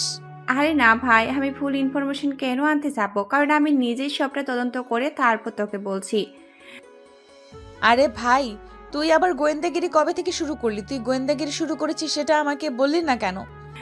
নদী, আমি যা বলছি একদম সত্যি কথা বলছি। আমি একটুও তোর সঙ্গে ফাজলামো করছি না। যেটা সত্যি সেটাই বলছি। সে কোনো সাধারণ ঘরের ছেলে নয়। ঢাকা শহরের নামকরা ব্যবসায়ী রুহান চৌধুরীর একমাত্র ছেলে সাগর। ঠিক আছে, আমি কিছুক্ষণের জন্য তোর এই কথাটা মেনে নিলাম, কিন্তু তোর কাছে কি এমন প্রমাণ আছে যে সাগর বিশিষ্ট ব্যবসায়ী রুহান চৌধুরীর একমাত্র সন্তান? গতকাল সাগরের ছোট বোন রিয়ার জন্মদিন ছিল, আর আমার বাবা রুহান চৌধুরী খুব ভালো বন্ধু। সেই কারণে উনি আমাদের ফ্যামিলি ইনভাইট করেন, আর আমরা সেখানে গিয়ে সব কিছু জানতে পারি। তুই সত্যি বলছিস তো, নাকি ভুল কিছু দেখেছিস? না রে ভাই, আমি ভুল কিছু একদমই বলিনি। তুই আমার ভালো বন্ধু, তোকে মিথ্যা কথা বলে তো আমার কোনো লাভ নেই। কারণ আমি খুব ভালোভাবে জানি তুই ছেলেটার সঙ্গে সম্পর্ক জড়িয়েছিস। তুই নিজে না বললেও আমি যেভাবেই হোক এটা জানতে পেরেছি, তাই মনে করলাম এগুলো তোকে বলা প্রয়োজন। তুই যখন ওদের বাড়িতে গিয়েছিস তাহলে তো তুই ওদের পারিস, ঠিকানা নিশ্চয়ই জানিস। ঠিক আছে, তুই আমাকে নিয়ে চল, আমি নিজের চোখে সবকিছু দেখতে চাই। ঠিক আছে, তুই যখন আমার কথা বিশ্বাসে করছিস না, তাহলে চল আমার সঙ্গে। নিজের চোখে সব কিছু দেখবি, আর নিজের চোখে সব কিছু দেখার পর যদি তোর মনে হয় আমি সত্যি কথা বলিনি, তাহলে তো আর আমার কিছু করার নেই। তবে তার আগে তুই চল আমার সঙ্গে। হ্যাঁ, তাই চল, কারণ সাগর আমাকে এইভাবে মিথ্যা কথা বলতে পারে না। তুই আমার সঙ্গে চল, আমি নিজের চোখে সবকিছু দেখতে চাই। এ বলে নদী আর নিশি দুজনেই সাগরের বাড়ির উদ্দেশ্যে রওনা দিল। আর তারপর কিছুক্ষণের মধ্যেই তারা তাদের বাড়িতে পৌঁছে গেল। নদী দরজায় দাঁড়িয়ে কলিং বেলে চাপ দিল, আর কিছুক্ষণ পর রিয়া এসে দরজা খুলে দিল। রিয়াকে দেখে নদী বলতে লাগলো, আমি যদি খুব বেশি ভুল না করে থাকি, তাহলে তুমি আমার থেকে সেদিনকার সেই মেয়েটা যে সাগরের সঙ্গে রেস্টুরেন্টে খাবার খেতে গিয়েছিলে। হ্যাঁ আপু, আপনি একদম ঠিক ধরতে পেরেছেন। আমি রিয়া, আপনার বডিগার্ডের ছোট বোন। হ্যাঁ রিয়া, তুমি আমাকে সাগরের রুমে নিয়ে যাও, আমি ওর সঙ্গে কথা বলতে চাই। ভাইয়া তো এখন ঘুমাচ্ছে, আর ডক্টর বলেছে ভাইয়া যখন ঘুমায় তখন যেন তাকে কেউ বিরক্ত না করে। তাই তুমি একটু ড্রয়িং রুমে এসে বসো, ভাইয়া ঘুম থেকে উঠলে তারপর ভাইয়াকে ডেকে দেব। কিন্তু নদী প্রচণ্ড ক্ষেপে গেছে। কারোর কোনো কথাই সে এই মুহূর্তে শুনবে না, তাই সে চিৎকার দিয়ে রিয়াকে বলে উঠল, আমি কোনো কথা শুনতে চাই না। ঘুম থেকে উঠলে তাড়াতাড়ি খুব বেশি ক্ষতি হয়ে যায়, তাহলে হয়ে যাক, তাতে আমার কিছুই যায় আসে না, কিন্তু আমি এক্ষুনি তার সঙ্গে কথা বলবো। তুমি তাকে ঘুম থেকে ডেকে দাও। কিন্তু আপু, আমি বললাম না, আমি কোনো কিন্তু শুনতে চাই না। আমি এক্ষুনি সাগরের সঙ্গে কথা বলতে চাই। তুমি সাগরকে ডেকে দিবে কিনা আমি সেটাই জানতে চাইছি। ঠিক আছে, তুমি এখানে বসো, আমি ভাইয়াকে ডেকে দিচ্ছি। এই ভাইয়া, ভাইয়া, নদী আপু তোর সঙ্গে দেখা করতে এসেছে। আর এইসব তুই কি বলছিস? তোর কি মাথা খারাপ হয়ে গেছে নাকি? নদী তো আমাদের বাড়ির ঠিকানাই জানো না, তাহলে আমাদের বাড়িতে আসবে কিভাবে? নিশি আপু নদী আপুকে আমাদের বাড়িতে নিয়ে এসেছে। আমি জানি না তারা কিভাবে আমাদের বাড়ির ঠিকানা জানলো। তবে তুই হয়তো একটা ব্যাপার ভুলে গেছিস। নিশি আপু গতকাল আমাদের বাড়িতে এসেছিল আমার বার্থডে অনুষ্ঠানে। হায় আল্লাহ, এখন কি হবে? আমি তো সেটাই ভাবতে পারছি না, নদীকে কিভাবে সামলাবো। এটা ভাবতেই তো আমার মাথায় আকাশ ভেঙে পড়ছে।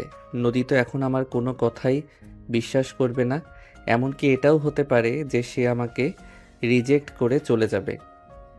আমি জানি না কিছু, তুই যা করবি চিন্তা ভাবনা করে করিস। নদী আপুর সঙ্গে ঠান্ডা মাথায় কথা বলো, আর সব কিছু বুঝিয়ে বলো। কিন্তু কিভাবে কি বলবো সেটাই তো ভেবে পাচ্ছি না, কারণ নদী প্রচণ্ড রাগী মেয়ে মানুষ। সে খেপে গেলে তাকে কোনোভাবেই শান্ত করা যায় না, তাই তো খুব ভয় লাগছে। কিছুই হবে না ভাইয়া, সে যদি সত্যিই তোকে ভালোবেসে থাকে তাহলে সে তোকে যে কোনো পরিস্থিতিতে যে কোনো অবস্থায় নিজের করে নেবে। কিন্তু সে যদি তোকে সত্যি ভালো না বাসে তাহলে তো সে ঝামেলা করবেই। আগে তুই নদী আপুর সম্মুখীন হো, আর তার মনের কথা বোঝার চেষ্টা কর, তারপর যা হয় হবে। সাগর তখন আস্তে আস্তে সিঁড়ি দিয়ে নিচে নেমে আসলো। নদী এদিকে রেগে আগুন হয়ে বসে আছে। সাগর নদীর সামনে এসে দাঁড়ালো আর আস্তে আস্তে বলল, নদী তুমি এখানে? তার আগে তুমি আমাকে এটা বলো যে তুমি আমাকে মিথ্যে কথা কেন বলছো? এতদিন ধরে আমাকে মিথ্যের মধ্যে বসবাস করিয়েছো কেন? তুমি আমার সঙ্গে সত্য কথা বলনি। নদী প্লিজ তুমি তোমার মাথাটা ঠান্ডা করো আর আমাকে কিছু বলতে দাও। দেখো এমনিতেই মেজাজ খারাপ হয়ে আছে, তুই আমার সঙ্গে আর কোনো কথা বলিস না। তুই এতদিন আমার সঙ্গে মিথ্যে কথা কেন বলেছিস? আমি শুধু সেটাই জানতে চাইছি। তারপর আমি তার সঙ্গে আর কোনো কথা বলবো না। দেখো নদী, প্রথমত তোমাকে আমি বলেইছিলাম তোমাকে আমি অনেক আগে থেকেই পছন্দ করতাম, কিন্তু বলার সাহস হয়ে ওঠেনি, কারণ তুমি কোটিপতি বাবার একমাত্র মেয়ে, তার উপর আবার আমার সাথে বয়সের সিনিয়র। তোমাকে বলার মতো সাহস আমার ছিল না। এসব ফালতু প্যাচাল বাদ দিয়ে তুই আমাকে এটা বল, কেন তুই আমাকে এতদিন মিথ্যা কথা বলেছিস? তুই কেন আমাকে বলিসনি রুহান আঙ্কেল তোর বাবা? আমি আমার বাবার পরিচয় তোমার কাছে দিতে চাইনি। তাছাড়া তুমি আমার চাইতে বয়সে সিনিয়র, এটা যদি কাউকে বলতাম তাহলে হয়তো কেউ আমাকে এ ব্যাপারে কোনো সহযোগিতা করতো না, কারণ একটা সিনিয়র মেয়ের সঙ্গে কোনো দিনই একটা জুনিয়র ছেলের সম্পর্ক হতে পারে না। তাই বলে তুই আমার সঙ্গে এভাবে মিথ্যা কথা বলবি? এত বড় প্রতারণা করলি আমার সঙ্গে? এভাবে ধোকা দেওয়ার কি খুব বেশি প্রয়োজন ছিল? বিলিভ মি, আমি তোমাকে ধোকা দিতে চাইনি। আমি তোমাকে সত্যি ভালোবাসি, আর যা কিছু করেছি তোমাকে নিজের করে পাওয়ার জন্যই করেছি। প্লিজ তুমি আমাকে ভুল বোঝো না। তুমি খুব ভালো করে জানো মিথ্যা বলা আমার একদমই পছন্দ না। সবকিছু জেনে শুনো কেন মিথ্যা বলেছো দিনের পর দিন আমাকে? তোমাকে মিথ্যে বলার জন্য সরি। প্লিজ আমাকে এই শেষবারের মতো ক্ষমা করে দাও, আর কখনোই তোমার সঙ্গে মিথ্যে কথা বলবো না। আমি তোমাকে ক্ষমা করতে পারি এক শর্তে। তুমি এখন আমার সঙ্গে বাইরে যাবে, তারপর আমি তোমাকে যেটা করতে বলবো তুমি সেটাই করবে। বলো রাজি আছো? কি করতে হবে সেটা তো আগে বলো, তারপর ভেবে দেখি।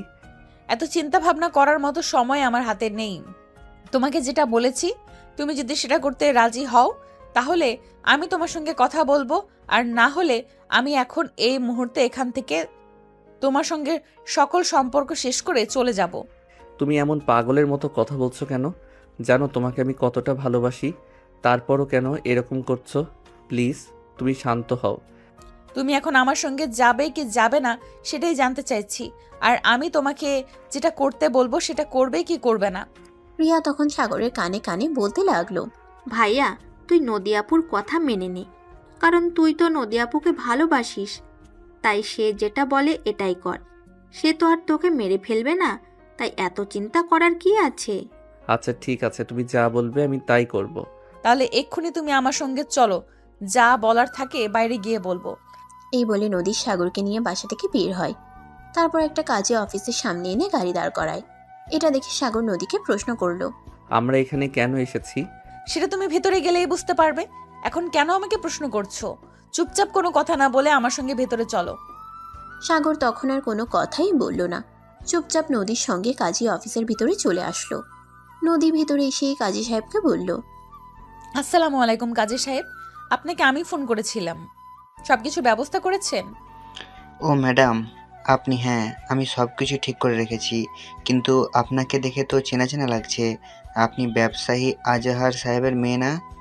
আমি কে আর কারণ নিয়ে আমার কি পরিচয় এত কিছু আপনার জানার কোনো প্রয়োজন নেই। আমি আপনার এখানে যেটার জন্য এসেছি আপনি সেটাই করুন। হ্যাঁ ম্যাডাম, আমি আপনার সমস্ত কাগজপত্র রেডি করে রেখেছি, এখন শুধু আপনারা দুজনে সাইন করলেই হবে। নদী তখন কাজী সাহেবের হাত থেকে কাগজটা নিয়ে ওটাতে সাইন করে দিল, আর তারপর সাগরের দিকে তাকিয়ে বলল, এই নাও আমি সাইন করে দিয়েছি, এখন তুমি এখানে সাইন করে দাও, তাহলেই ঝামেলা মিটে যাবে। নদী, এটা তো বিয়ের রেজিস্ট্রি পেপার। হ্যাঁ, আমি কানা নই, আমি চোখে ঠিকঠাকই দেখতে পাই। আমি দেখতে পাচ্ছি যে একটা বিয়ের রেজিস্ট্রি পেপার, তাই আমি তোমাকে এখানে সাইন করতে বলেছি। নদী, তুমি তো আমাকে বলনি যে তুমি আমাকে এখানে বিয়ে করতে নিয়ে এসেছো। তাছাড়া তুমি তোমার বাবার একমাত্র মেয়ে, আর আমিও আমার ফ্যামিলির বড় ছেলে। আমার ছোট একটা বোন আছে, বাবা মা আছে, তাদেরও তো অনুমতির প্রয়োজন আছে। কারোর কোনো অনুমতির প্রয়োজন নেই। তুমি আমাকে ভালোবাসো আর আমি তোমাকে ভালোবাসি। এখন তুমি এইটাতে সাইন করবে, এটাই তোমার ভালোবাসার প্রমাণ। তুমি যদি এটাতে সাইন করতে না পারো তাহলে বুঝে নেব তুমি আমাকে একটুও ভালোবাসো না, আর আমাদের সম্পর্কে এখানেই সমাপ্তি হবে। এসব তুমি কি বলছো? তোমার কি মাথা খারাপ হয়ে গেছে নাকি? আমরা দুজন দুজনকে নিজেদের চাইতেও বেশি ভালোবাসি, তাহলে আমাদের সম্পর্কে সমাপ্তি হবে কেন? সেটাই প্রমাণ নিতেই তো তোমাকে এখানে নিয়ে এসেছি। তুমি আমাকে ভালোবাসো কি বাসো না সেটার প্রমাণ আমি এখন এই মুহূর্তে নিতে চাই। তুমি যদি সত্যি আমাকে ভালোবাসো তাহলে এক্ষুনি রেজিস্ট্রি পেপারে সাইন করবে, আর যদি রেজিস্ট্রি পেপারে সাইন না করো তাহলে আমি বুঝে নেব যে তুমি কোনো দিনই আমাকে ভালোবাসোনি, আর এখানেই আমাদের সম্পর্কের সমাপ্তি হবে। কিন্তু নদী, এরকম করাটা কি একটু ঠিক হচ্ছে? দেখো, আমাদের ফ্যামিলি আছে, ওদেরও মতামতের ব্যাপার আছে। তার মানে তুমি আমায় ভালোবাসো না, তাই না? ঠিক আছে, আমার সঙ্গে সম্পর্ক রাখার কোনো প্রয়োজন নেই। যাও, তুমি তোমার ফ্যামিলি নিয়ে থাকো, আর আমিও চলে যাচ্ছি। কোনো দিন তোমার সঙ্গে আসবো না, আর ভালোবাসার দাবি নিয়ে কোনো দিন তুমি আমার সামনে দাঁড়াবে না। এই বলে নদী সেখান থেকে চলে যেতে চাইছিল, আর তখনই সাগর পেছন থেকে তার হাতটা ধরে ফেললো, আর তারপর বলতে লাগলো, আমি তোমায় সত্যি ভালোবাসি, আর ভালোবাসার প্রমাণ দিতে যদি তোমাকে এখন এই মুহূর্তে আমার বিয়ে করতে হয় তাহলে আমি তাই করব। কারণ আমার ভালোবাসা অতটাও ফেলনা নয় যে ছোট্ট একটা কথার জন্য আমি তোমাকে ছেড়ে চলে যাব। তাহলে বিয়ের রেজিস্ট্রি ব্যাপারে সাইন করতে তুমি এত সময় কেন নিচ্ছ? আমি তো তোমাকে বললাম তুমি যদি আমায় ভালোবাসো তাহলে এক্ষুনি তোমার আমাকে বিয়ে করতে হবে, আর তা না হলে তোমার সঙ্গে আমার কোনো সম্পর্ক রাখবো না। ঠিক আছে কাছে সাহেব, আপনি কাগজটা দিন, আমি সাইন করে দিচ্ছি। আমার ভালোবাসার মানুষকে পাওয়ার জন্য আমি সব কিছুই করতে পারি, আর ছোট্ট একটা কাগজে সাইন করতে পারবো না? এই বলে সাগর কাছে যাবে, হাত থেকে বিয়ের রেজিস্ট্রি পেপারে কাগজটা নিয়ে ওটাতে সাইন করে দিল, আর তারপর নদীকে বলল, এই যে দেখো, আমি বিয়ের রেজিস্ট্রি ব্যাপারে সাইন করে দিয়েছি। তো তুমি খুশি? এবার তো আর আমার ভালোবাসা ফেলনা এমনটা বলতে পারবে না। ঠিক আছে, এখন তুমি আমাকে নিয়ে তোমাদের বাড়িতে চলো। কিন্তু বাড়িতে গিয়ে সবাইকে কি বলবো এটা সবাই অ্যাকসেপ্ট করতে পারবে না। তোমাকে কিছুই করতে হবে না, সবাই একসেপ্ট করতে পারবে কি পারবে না সেটা আমি ভেবে নিব। তুমি এখন আমার সঙ্গে চলো। এই বলে নদী কোনো কথা না বলে সাগরের হাত ধরে টানতে টানতে গাড়িতে নিয়ে এসে বসালো, আর তারপর ও নিজেই গাড়ি ড্রাইভ করতে লাগলো। কিছুক্ষণের মধ্যে তারা সাগরের বাড়িতে পৌঁছে গেল। এদিকে সবাই চিন্তিত মনে ড্রয়িং রুমে বসে আছে, কি হবে কেউ কিছু জানে না। ততক্ষণে সাগরের আব্বুও বাসায় চলে এসেছে। রাত তখন আনুমানিক 8টার কাছাকাছি বাজে। নদী বাড়ির দরজায় দাঁড়িয়ে কলিং বেল চাপ দিল। কিছুক্ষণের মধ্যেই সাগরের আম্মু এসে দরজা খুলে দিল, আর তাদের দুজনকে একসঙ্গে দেখে তিনি বললেন, কি ব্যাপার, তোমরা কোথায় গিয়েছিলে? আমি তো তোমাদের এখানে অনেক টেনশন করছিলাম। এতক্ষণ তোমরা কোথায় ছিলে? নদী তখন কোনো কথা না বলে সোজা সাগরের আম্মুকে সালাম করে, তারপর সাগরের আব্বুর দিকে এগিয়ে যেতে থাকলো। তখনই সাগরের আব্বু ওখানে দাঁড়িয়ে থেকেই বলল, এই মেয়ে, তোমাকে কোনো কিছু জিজ্ঞাসা করা হয়েছে, তুমি কোনো কিছুর উত্তর না দিয়ে এভাবে আমার বউকে সালাম করে তারপর আবার আমার দিকে এগিয়ে আসছে কেন? নদী তখনও কোনো কথা না বলে সাগরের আব্বুকে সালাম করলো, আর তারপর সোজা হয়ে দাঁড়িয়ে বলল, জি শ্বশুর আব্বু, আপনি কি যেন বলছিলেন? আমি শুনতে পাইনি, আবার বলেন। আর এই মেয়ে, তুমি শ্বশুর আব্বু কাছে বলছো? কেমন শ্বশুর আব্বু? আপনাকে বলছি, দেখুন, আপনি মেনে নিবেন কি নিবেন না সেটা আপনার ব্যক্তিগত ব্যাপার, কিন্তু এটাই সত্য যে আমি আপনার ছেলেকে বিয়ে করেছি, আর এই মাত্রই আমরা কাজী অফিস থেকে বিয়ের কাজ শেষ করে সোজা এখানে চলে এসেছি। এখন বাড়িতে জায়গা দেবেন কি দেবেন না সেটা আপনার ব্যাপার। এগুলো কোন ধরনের কথা? তুমি কি মগের মূল্য পেয়েছো নাকি? হুট করে কথা থেকে এসে বললে তুমি আমার ছেলেকে বিয়ে করেছো, আর এটা আমাকে মেনে নিতে হবে? আমি এই বিয়ে মানি না। আমি আমার ছেলেকে আমার পছন্দ মতো মেয়েকে বিয়ে করাবো। তাছাড়া কে তুমি? কি তোমার পরিচয়? তোমার পরিচয় সম্পর্কে আমি অবগত নই, তাই অজানা একটা মেয়েকে আমি আমার বাড়ির পুত্রবধূ হিসাবে মেনে নিতে পারি না। পরিচয়টাই যদি বাড়ির বউ হওয়ার জন্য মুখ্যম বিষয় হয় তাহলে আপনার কাছে আমি আমার পরিচয় দিতে বাধ্য নই। আপনি নিজেই খুঁজে নেবেন আমি কে আর কি আমার পরিচয়। আর হ্যাঁ শ্বশুর আব্বু, আপনাকে আরও একটা কথা বলছি, আমি কারোর কাছ থেকে অধিকারের আশা করি না। আমি আমার অধিকার আদায় করে নেই। তাই আমি এই বাড়িতে আমার বউয়ের অধিকার দিবেন কি দিবেন না সেটা আপনার ব্যাপার, কিন্তু আমি এই বাড়িতেই থাকবো। এ বলে নদী হনহন করে সেখান থেকে সোজা সাগরের রুমে চলে গেল। আর এদিকে সাগর বোকার মতো দাঁড়িয়ে দাঁড়িয়ে এতক্ষণ ধরে এসব কিছু দেখছে। নদী চলে যাওয়ার পর সাগরের আব্বু সাগরকে ধমক দিয়ে বলতে লাগলো, এগুলো কোন ধরনের সার্কাস শুরু হয়েছে? আমি তো কিছুই বুঝতে পারছি না। এসব সার্কাসের মানে কি আমি জানতে পারি?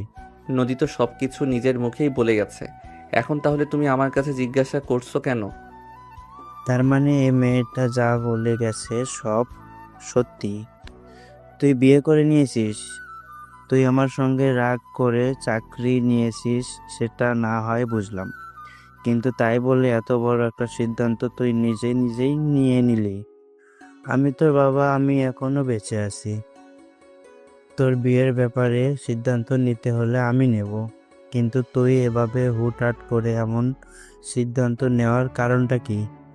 এতক্ষণ সবাই নীরব দর্শকের মতো সব কিছু দেখলেও নিশি তখন আর চুপ থাকতে পারল না। নিশি তখন সাগরের আব্বুকে উদ্দেশ্য করে বলল, আঙ্কেল আসলে সাগরের এখানে কোনো দোষ নেই। সাগর আর নদী নতুন দুজনকে ভালোবাসে। গতকাল আমি যখন রিয়ার বার্থডে পার্টিতে আপনাদের বাড়িতে আসি তখনই সাগরকে আমি দেখি, আর সেদিন নদীর সঙ্গে আমাদের ভার্সিটিতে দেখেছিলাম। নদী সাগরকে ভালোবাসে এটা আমি জানি, তাই নদীর সঙ্গে আমি এই ব্যাপারে কথা বলতে চাই, কিন্তু নদী মানতেই নারাজ যে সাগর আপনার ছেলে। সেটা প্রমাণ করার জন্য নদীকে আমি এখানে নিয়ে আসি, আর তারপর সাগর নদীকে এতদিন মিথ্যা বলেছে, এই জন্য নদী রেগে যায় আর সাগরকে নিয়ে সোজা কাজী অফিসে চলে যায়। তারপর যা হলো সবটা তো আপনি দেখতেই পেলেন। তার মানে তোমরা সবাই সবকিছু জানতে, কিন্তু আমার কাছে কিছুই বলনি। আচ্ছা, নিশ্চয়ই তুমি তো আমার বন্ধুর মেয়ে। তোমার কাছ থেকে কি আমি এটুকু আশা করতে পারিনি যে তুমি অন্তত আমাকে কিছু জানাবে? আই এম সরি আঙ্কেল আপনাকে কোনো কিছু জানাতে না পারার জন্য, কিন্তু আঙ্কেল আমরা সবাই এখানে উপস্থিত ছিলাম, এইরকম কোনো সময় ছিল না আপনাকে জানানোর, বা আমরা বুঝতেও পারিনি নিশি এরকম কিছু করে বসবে। আচ্ছা ঠিক আছে, এবার আমাকে বলো এই মেয়েটা কে আর মেয়েটার পরিচয় কি? আঙ্কেল নদীর পরিচয় জানলে আপনিও অবাক হবেন। আপনার মতো শহরের নামকরা 10 জন ব্যবসায়ীর মধ্যে একজন নদীর বাবা। মানে তুমি কি বলছো? আমি তো কিছুই বুঝতে পারছি না। কে এই মেয়েটার, কি এই মেয়েটার পরিচয়? আঙ্কেল নদী বিশিষ্ট ব্যবসায়ী আরাপ আঙ্কেলের মেয়ে। আরে এটা তুমি সত্যি বলছো তো? হ্যাঁ আঙ্কেল আমি একদম সত্যি কথাই বলছি, আপনি নদীকে মেনে নিন। কিন্তু মেয়েটা তো আমার ছেলের চাইতে বয়সে বড়। আমার ছেলে অনার্স 3rd ইয়ারে পড়ে আর মেয়েটা ফাইনাল ইয়ারে। আঙ্কেল বয়স কোনো ব্যাপার না, ব্যাপার হলো ওরা দুজন দুজনকে ভালোবাসে। আপনি যদি ওদের সম্পর্ক মেনে নেন, নদী কিন্তু এই সম্পর্ক ছেড়ে কখনো চলে যাবে না, কারণ আপনি একটু হলেও বুঝতে পারছেন নদী প্রচণ্ড রাগী জেদি আর এক রুখে একটা মেয়ে। প্রয়োজন হলে সে সাগরকে জোর করে আপনাদের থেকে ছিনিয়ে নেবে, কিন্তু কখনো সাগরকে ছাড়বে না। ঠিক আছে, কোনো সমস্যা নেই, তুমি কোনো চিন্তা করো না নদী। আমার বাড়িতে আমার মায়ের মতনই থাকবে, তাকে কোনোদিনও আমি এটা বুঝতে দেব না সে শ্বশুরবাড়িতে আছে। তাহলে আমি আসি, কিন্তু একটা কথা আপনাকে বলে যাচ্ছি, আমাদের কিন্তু এই বিয়ে উপলক্ষে পার্টি চাই।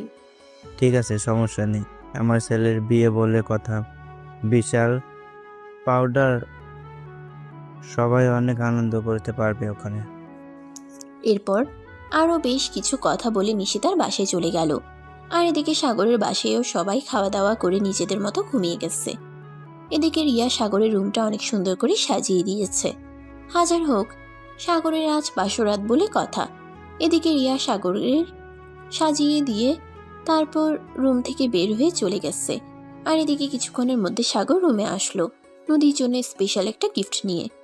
আসলে তাদের বাসরাত বলে কথা, বিয়েতে তো নদীকে কোনো কিছুই দেওয়া হলো না, তবে এখন তো তাকে স্পেশাল কিছুই চাই।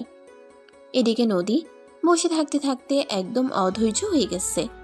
সাগর রুমে আসতে এসে বিছানা থেকে নেমে বলতে লাগলো, কি ব্যাপার, তুমি কোথায় চলে গিয়েছিলে? আমি সেই কখন থেকে তোমার জন্য অপেক্ষা করছি। বিয়ে করা নতুন বউকে ঘরে রেখে এইভাবে এতক্ষণ কেউ বাইরে থাকে?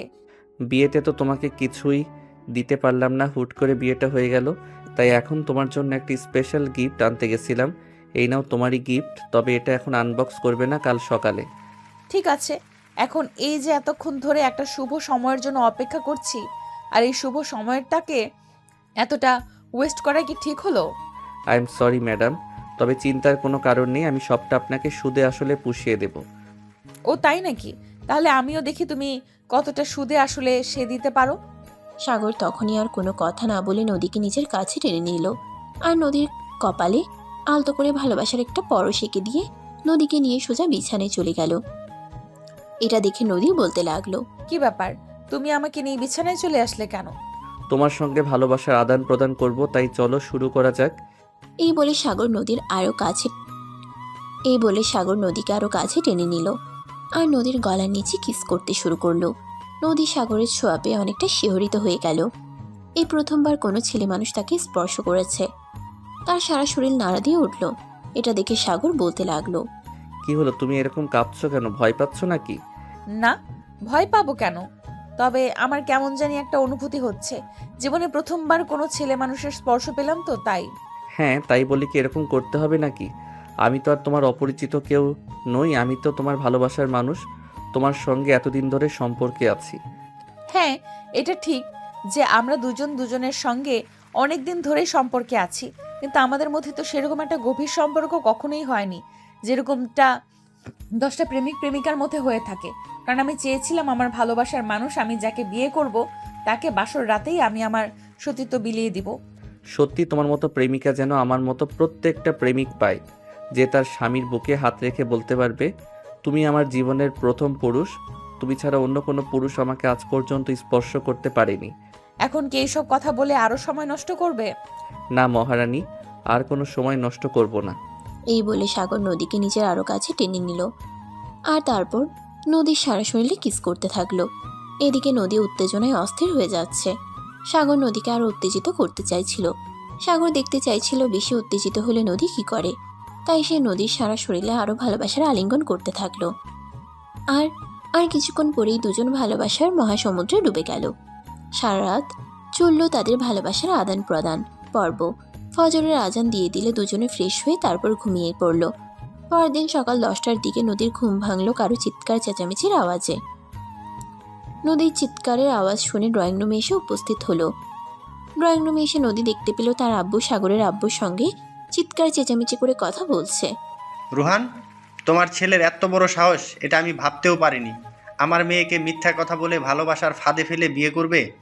আমার ছেলে তোমার মেয়েকে ফাঁদে ফেলেনি, তোমার মেয়ে নিজে এখানে এসেছে। আমার কথা বিশ্বাস না হলে আমি তোমার মেয়েকে ডেকে দিচ্ছি, তুমি নিজে জিজ্ঞাসা করে নাও। নদী তখন সিঁড়ি দিয়ে নামছিল আর তাদের কথা শুনতে পেয়ে বলতে লাগলো, হ্যাঁ আব্বু, আমার শ্বশুর আব্বু একদম ঠিক কথাই বলেছে। আমি নিজের ইচ্ছায় এখানে এসেছি, আর সাগরকে আমি ভালোবাসি। তাছাড়া আর আমার সম্পর্ক মেনে নিতে তোমার এত সমস্যা কোথায়? তুমিও শহরের নামকরা 10জন ব্যবসায়ীদের মধ্যে একজন, আর আমার শ্বশুর আব্বু শহরের নামকরা 10জন ব্যবসায়ীদের মধ্যে একজন। তাহলে তো সামনাসামনি সম্পর্ক হলো, সমানাসমানই সম্পর্ক হলো, তাহলে তো আর কোনো সমস্যা হওয়ার কথা নয়। হ্যাঁ, কিন্তু তুমি আমাকে না জানিয়ে এইভাবে হুটহাট বিয়ে করার হ্যাঁ, কিন্তু তুমি আমাকে না জানিয়ে এইভাবে হুটহাট করে বিয়ের সিদ্ধান্ত নিয়ে নিলে, এটা তো আমি ভাবতেই পারছি না। তুমি আমার একমাত্র মেয়ে, তোমার লাইফের সিদ্ধান্ত নিয়ে আমাকেও তো ভাবতে হবে, তা নয় কি? আব্বু, আমি তো ভুল সিদ্ধান্ত নেইনি আর ভুল কিছু করিনি, তাহলে এত ভাবতে হবে কেন? আমি তো আমার লাইফের সঠিক মানুষটাকেই পারচেস করেছি, তাহলে এত কথা বলার কি আছে? তুমি যদি এখন এটা বলো যে তুমি আমার আর সাগরের সম্পর্ক মেনে নিবে কি না, আর যদি তুমি আমার আর সাগরের সম্পর্ক মেনে নিতে না পারো, তাহলে তুমি ভুলে যেও তোমার কোনো সন্তান ছিল, কারণ তোমার জন্য আমি কখনোই সাগরকে ছেড়ে আসতে পারবো না, বিকজ আই লাভ হিম। আমি তোমাকে কোনোদিনও এই কথায় সাপোর্ট করব না, কারণ সাগর যেমন আমাদের সন্তান, তোমার বাবার তুমি একমাত্র সন্তান। আমি যেমন আমার 2টা সন্তানকে আদর স্নেহ ভালোবাসা দিয়ে বড় করেছি, ঠিক তেমনি তোমার বাবাও তোমার পিছনে ততটাই শ্রম ঘাম দিয়েছেন। তাই আমি বলবো তোমার বাবারও অধিকার আছে তোমার যে কোনো ব্যাপারে সিদ্ধান্ত নেওয়ার। যদি তোমার বাবা এই সম্পর্ক মেনে না নেয় তাহলে আমারও মেনে নেওয়া কোনো প্রশ্নই ওঠে না, কারণ সম্পর্ক দুই ফ্যামিলির সিদ্ধান্তই হওয়া উচিত। কিন্তু শ্বশুর আব্বু, আমি তো আপনাকে আগেই বলে দিয়েছি, আপনি যদি আমাদের এই সম্পর্ক মেনে নিতে না নেন তাহলে আমি আপনার ছেলেকে নিয়ে অন্যত্র চলে যাওয়ার চেষ্টা করব। কারণ আমি কারোর জন্যই আমার ভালোবাসার বলিদান দেব না, সেটা হোক আপনি কিংবা আমার বাবা। ঠিক আছে, তোমাদের কারোর জন্য কাউকে ছাড়তে হবে না। আমি তোমাদের সম্পর্ক মেনে নিলাম, তবে আমি আগামীকাল তোমাদের বিয়ের জন্য বিশাল এক পার্টির আয়োজন করতে চাই, যেখানে উপস্থিত থাকবে শহরের গণ্যমান্য ব্যক্তিবর্গ থেকে শুরু করে সকলেই। তাহলে তো ভালোই হলো, আর কোনো ঝামেলাই রইল না। আমরা সবাই মিলে অনেক আনন্দ উল্লাস করব। যদিও আগে ভেবেছিলাম আমার ছেলের বিয়েতে বিশাল পার্টি আর রিসেপশন করব, কিন্তু ছেলে তো হুট করে বিয়ে করে বউ নিয়ে চলে আসলো, তাই মনটা একটু ভেঙে গিয়েছিল। কিন্তু এখন যখন আমার বিআই মশাই আমার পুত্রবধূ আর পুত্রকে মেনে নিয়েছে, তাহলে তো আর অনুষ্ঠান করতে কোনো ঝামেলা নেই। সবাই মিলে অনেক আনন্দ উল্লাস করব। এরপর দুই বেয়াই মিলে ড্রয়িং রুমে বসে গল্প করতে থাকলো। আর এদিকে নদী চলে গেল শাশুড়ি মায়ের সঙ্গে রান্নার কাজে সাহায্য করতে। তারপর দুজনে রান্নাবান্না শেষ করে সবাই মিলে ডাইনিং টেবিলে একসঙ্গে বসে খাবার খেলো।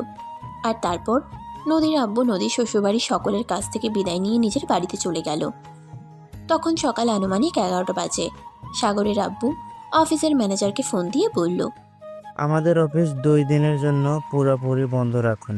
আজ আমার ছেলের গায়ে হলুদ হবে, আর কাল সকালেই তাদের বিয়ে, রিসেপশন পার্টি হবে। সেখানে অফিসের সবাইকে ইনভাইট করবেন। আমি চাই আমার ছেলের বিয়ের অনুষ্ঠানে অফিসের পিএ থেকে শুরু করে সবাই আসুক। ঠিক আছে স্যার, কোনো সমস্যা নেই। আমি আপনার পক্ষ থেকে সবার উদ্দেশ্যে একটা অ্যানাউন্স করে দেব। অতঃপর সাগরের আব্বু তার রিলেটিভ সবাইকে ফোনে ইনভাইট করলো, কারণ বিয়েটা খুব তাড়াতাড়ি হয়ে যাচ্ছে। এই মুহূর্তে কার্ড ছাপানো, কার্ড দিয়ে সবাইকে দাওয়াত দেওয়া সেটা পসিবল নয়। যাই হোক, দুপুর হতে না হতেই বাড়িতে আয়োজন শুরু হয়ে গেল। ডেকোরেশনের লোকজন এসেছে, সবাই বাড়িটাকে অনেক সুন্দর করে সাজিয়ে দিল। দুপুর 2টা বাজতে না বাজতেই পার্লার থেকে মেয়েরা সাজাতে চলে আসলো নদীর রুমে। পার্লারে 2টা মেয়ে নদীকে অনেক সুন্দর করে সাজাচ্ছে। আর তখনই প্রিয়া এসে উপস্থিত হলো আর নদীকে উদ্দেশ্য করে বলতে লাগলো, ভাবি, তোমাকে এত সাজতে হবে না, তুমি এমনিতেই সুন্দর। আমার ভাইয়া তোমাকে এমনিতেই নর্মালি থেকে ক্রাশ খেয়ে প্রেম করে বিয়ে করে বাড়িতে নিয়ে চলে আসলো, আর এখন যদি তুমি এভাবে সাজো তাহলে তো আমার ভাইয়া পুরো পাগল হয়ে পাবনায় চলে যাবে। না গো ননদিনী, সেরকমটা হবে না। আমি তোমার ভাইকে আমাকে ছেড়ে কোথাও যেতে দেব না। সে যদি পাগল হয়ে যায় তারপরও তাকে আমি আমার সঙ্গে সংসার করতে হবে। আর যদি পাগলা গারদেও যেতে হয় তবুও সেখানে আমাকে নিয়ে যেতে হবে। সে একা একা কোথাও যেতে পারবে না, তাই চিন্তার কোনো কারণ নেই। সত্যি ভাবি, তোমার ভালোবাসার জোর আছে বলতে হয়, তা না হলে কেউ এত কনফিডেন্টলি কথা বলতে পারে না। যাই হোক, সাজুগুজু কি তুমি একাই করবে না আমাকেও একটু করতে দেবে? আরে এটা তুমি কেমন কথা বলছো ননদিনী?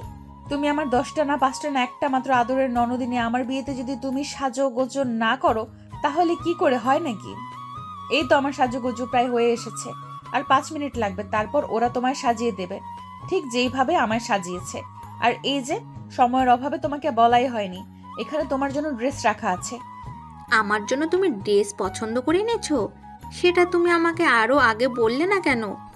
আমি তো আমার জন্য অনলাইনে ড্রেস অর্ডার করেছি, এই তো সবেমাত্র ডেলিভারি বয় দিয়ে গেল। আই এম সরি, আমি বলতে ভুলে গেছিলাম। যাই হোক, সমস্যা নেই, ওটা রেখে দাও, ওটা অন্য কোনো বিয়ের দাওয়াতে গেলে পরবে। এখন আমি যেটা এনেছি সেটাই পরো। ঠিক আছে ভাবি, কোনো সমস্যা নেই। Thank you for gift this dress. আচ্ছা ঠিক আছে, এখন যাও তাড়াতাড়ি ড্রেস চেঞ্জ করে আসো, এরপর মেয়েগুলো তোমাকে সাজাবে। প্রিয়া তখন আর কোনো কথা না বলে ড্রেস নিয়ে সোজা ওয়াশরুমে ঢুকে গেল। তারপর ড্রেস চেঞ্জ করে নদীর রুমে চলে আসলো। আর তারপর পার্লারের মেয়েগুলো রিয়াকেও অনেক সুন্দর করে সাজিয়ে দিল। আর এরপর দেখতে দেখতেই হলুদের অনুষ্ঠানও খুব ভালোভাবেই শেষ হয়ে গেল। সবাই অনেক আনন্দ উল্লাস করলো। এর পরের দিন সকাল হতে না হতেই বাড়িতে মেহমানের আনাগোনা শুরু হয়ে গেছে। দূর দূরান্ত থেকে অনেক মেহমান চলে এসেছে গতকাল রাতেই। বাড়িটা দেখেই মনে হচ্ছে বিশাল কিছু একটা অ্যারেঞ্জ করা হয়েছে। আর হবে নাই বা কেন? ঢাকা শহরে 10 জন নামকরা ব্যবসায়ীর মধ্যে 2 জনের ছেলে মেয়ের একসঙ্গে বিয়ে হচ্ছে। এটা তো সবাইকে মনে রাখতেই হবে, তাই না কি?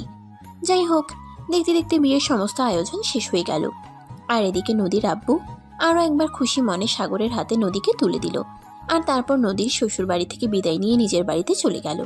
আর এদিকে সাগরের আব্বু বিয়ের সমস্ত নিয়ম যখন মানা হয়েছে, তখন আরও একটি নিয়ম মানা হোক, তাই তিনি আবারও ছেলের জন্য ডেকোরেশনের লোক দিয়ে বাসর ঘর সাজানোর ব্যবস্থা করেন।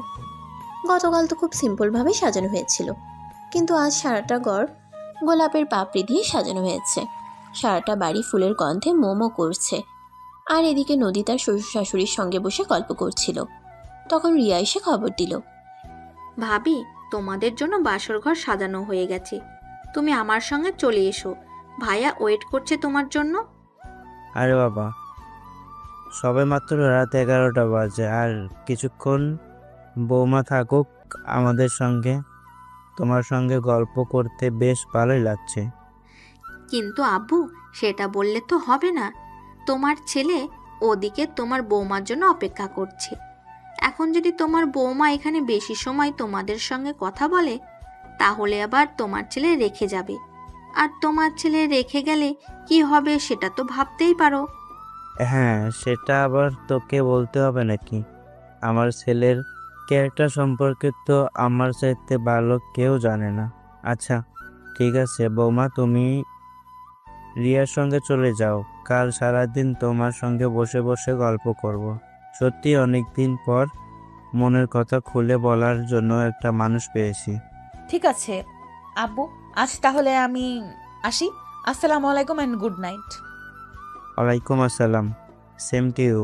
এরপর নদী আর কোনো কথা না বলে তার শ্বশুর শাশুড়ির কাছ থেকে বিদায় নিয়ে রিয়ার সঙ্গে রুমে চলে আসলো। আর এদিকে রিয়া নদীকে তার রুম পর্যন্ত পৌঁছে দিচ্ছিল। সাগর তখন রুমের দরজায় দাঁড়িয়েছিল।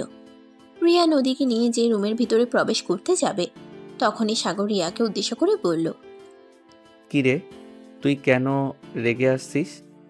ভাবিকে তোর রুমে দিয়ে যেতে এলাম, দেরি হলে তো আবার তুই বকাবকি করবি, ঝড়গা বা দিয়ে দিবি, তাই তোর বউকে আগে ভাগেই তোর কাছে দিয়ে গেলাম। হ্যাঁ, সেটা ভালো কথা, কিন্তু তুই রুমে আসছিস কেন? আমি তো তোকে রুমে আসতে বলিনি। আমি শুধু তোকে বলেছিলাম আমার বউকে আমার রুম পর্যন্ত দিয়ে যেতে। ওরে বাবা রে বাবা, এমনভাবে কথা বলছিস যেন বউ না পেয়ে 7 রাজার ধন পেয়েছিস। আচ্ছা ঠিক আছে, এই নে তোর বউ নিয়ে তুই রুমে চলে যা, আমি আর তোর রুমে কখনোই আসবো না। আর একটা কথা, কখনো কিন্তু কোনো ঝামেলায় পড়লে আমাকে ডাকবি না, এটা তোকে বলে গেলাম। কারণ তুই আজ আমার সঙ্গে যে ব্যবহার করেছিস, তারপর কিন্তু আর কোনো বিপদে পড়লে কখনোই আমাকে পাবি না।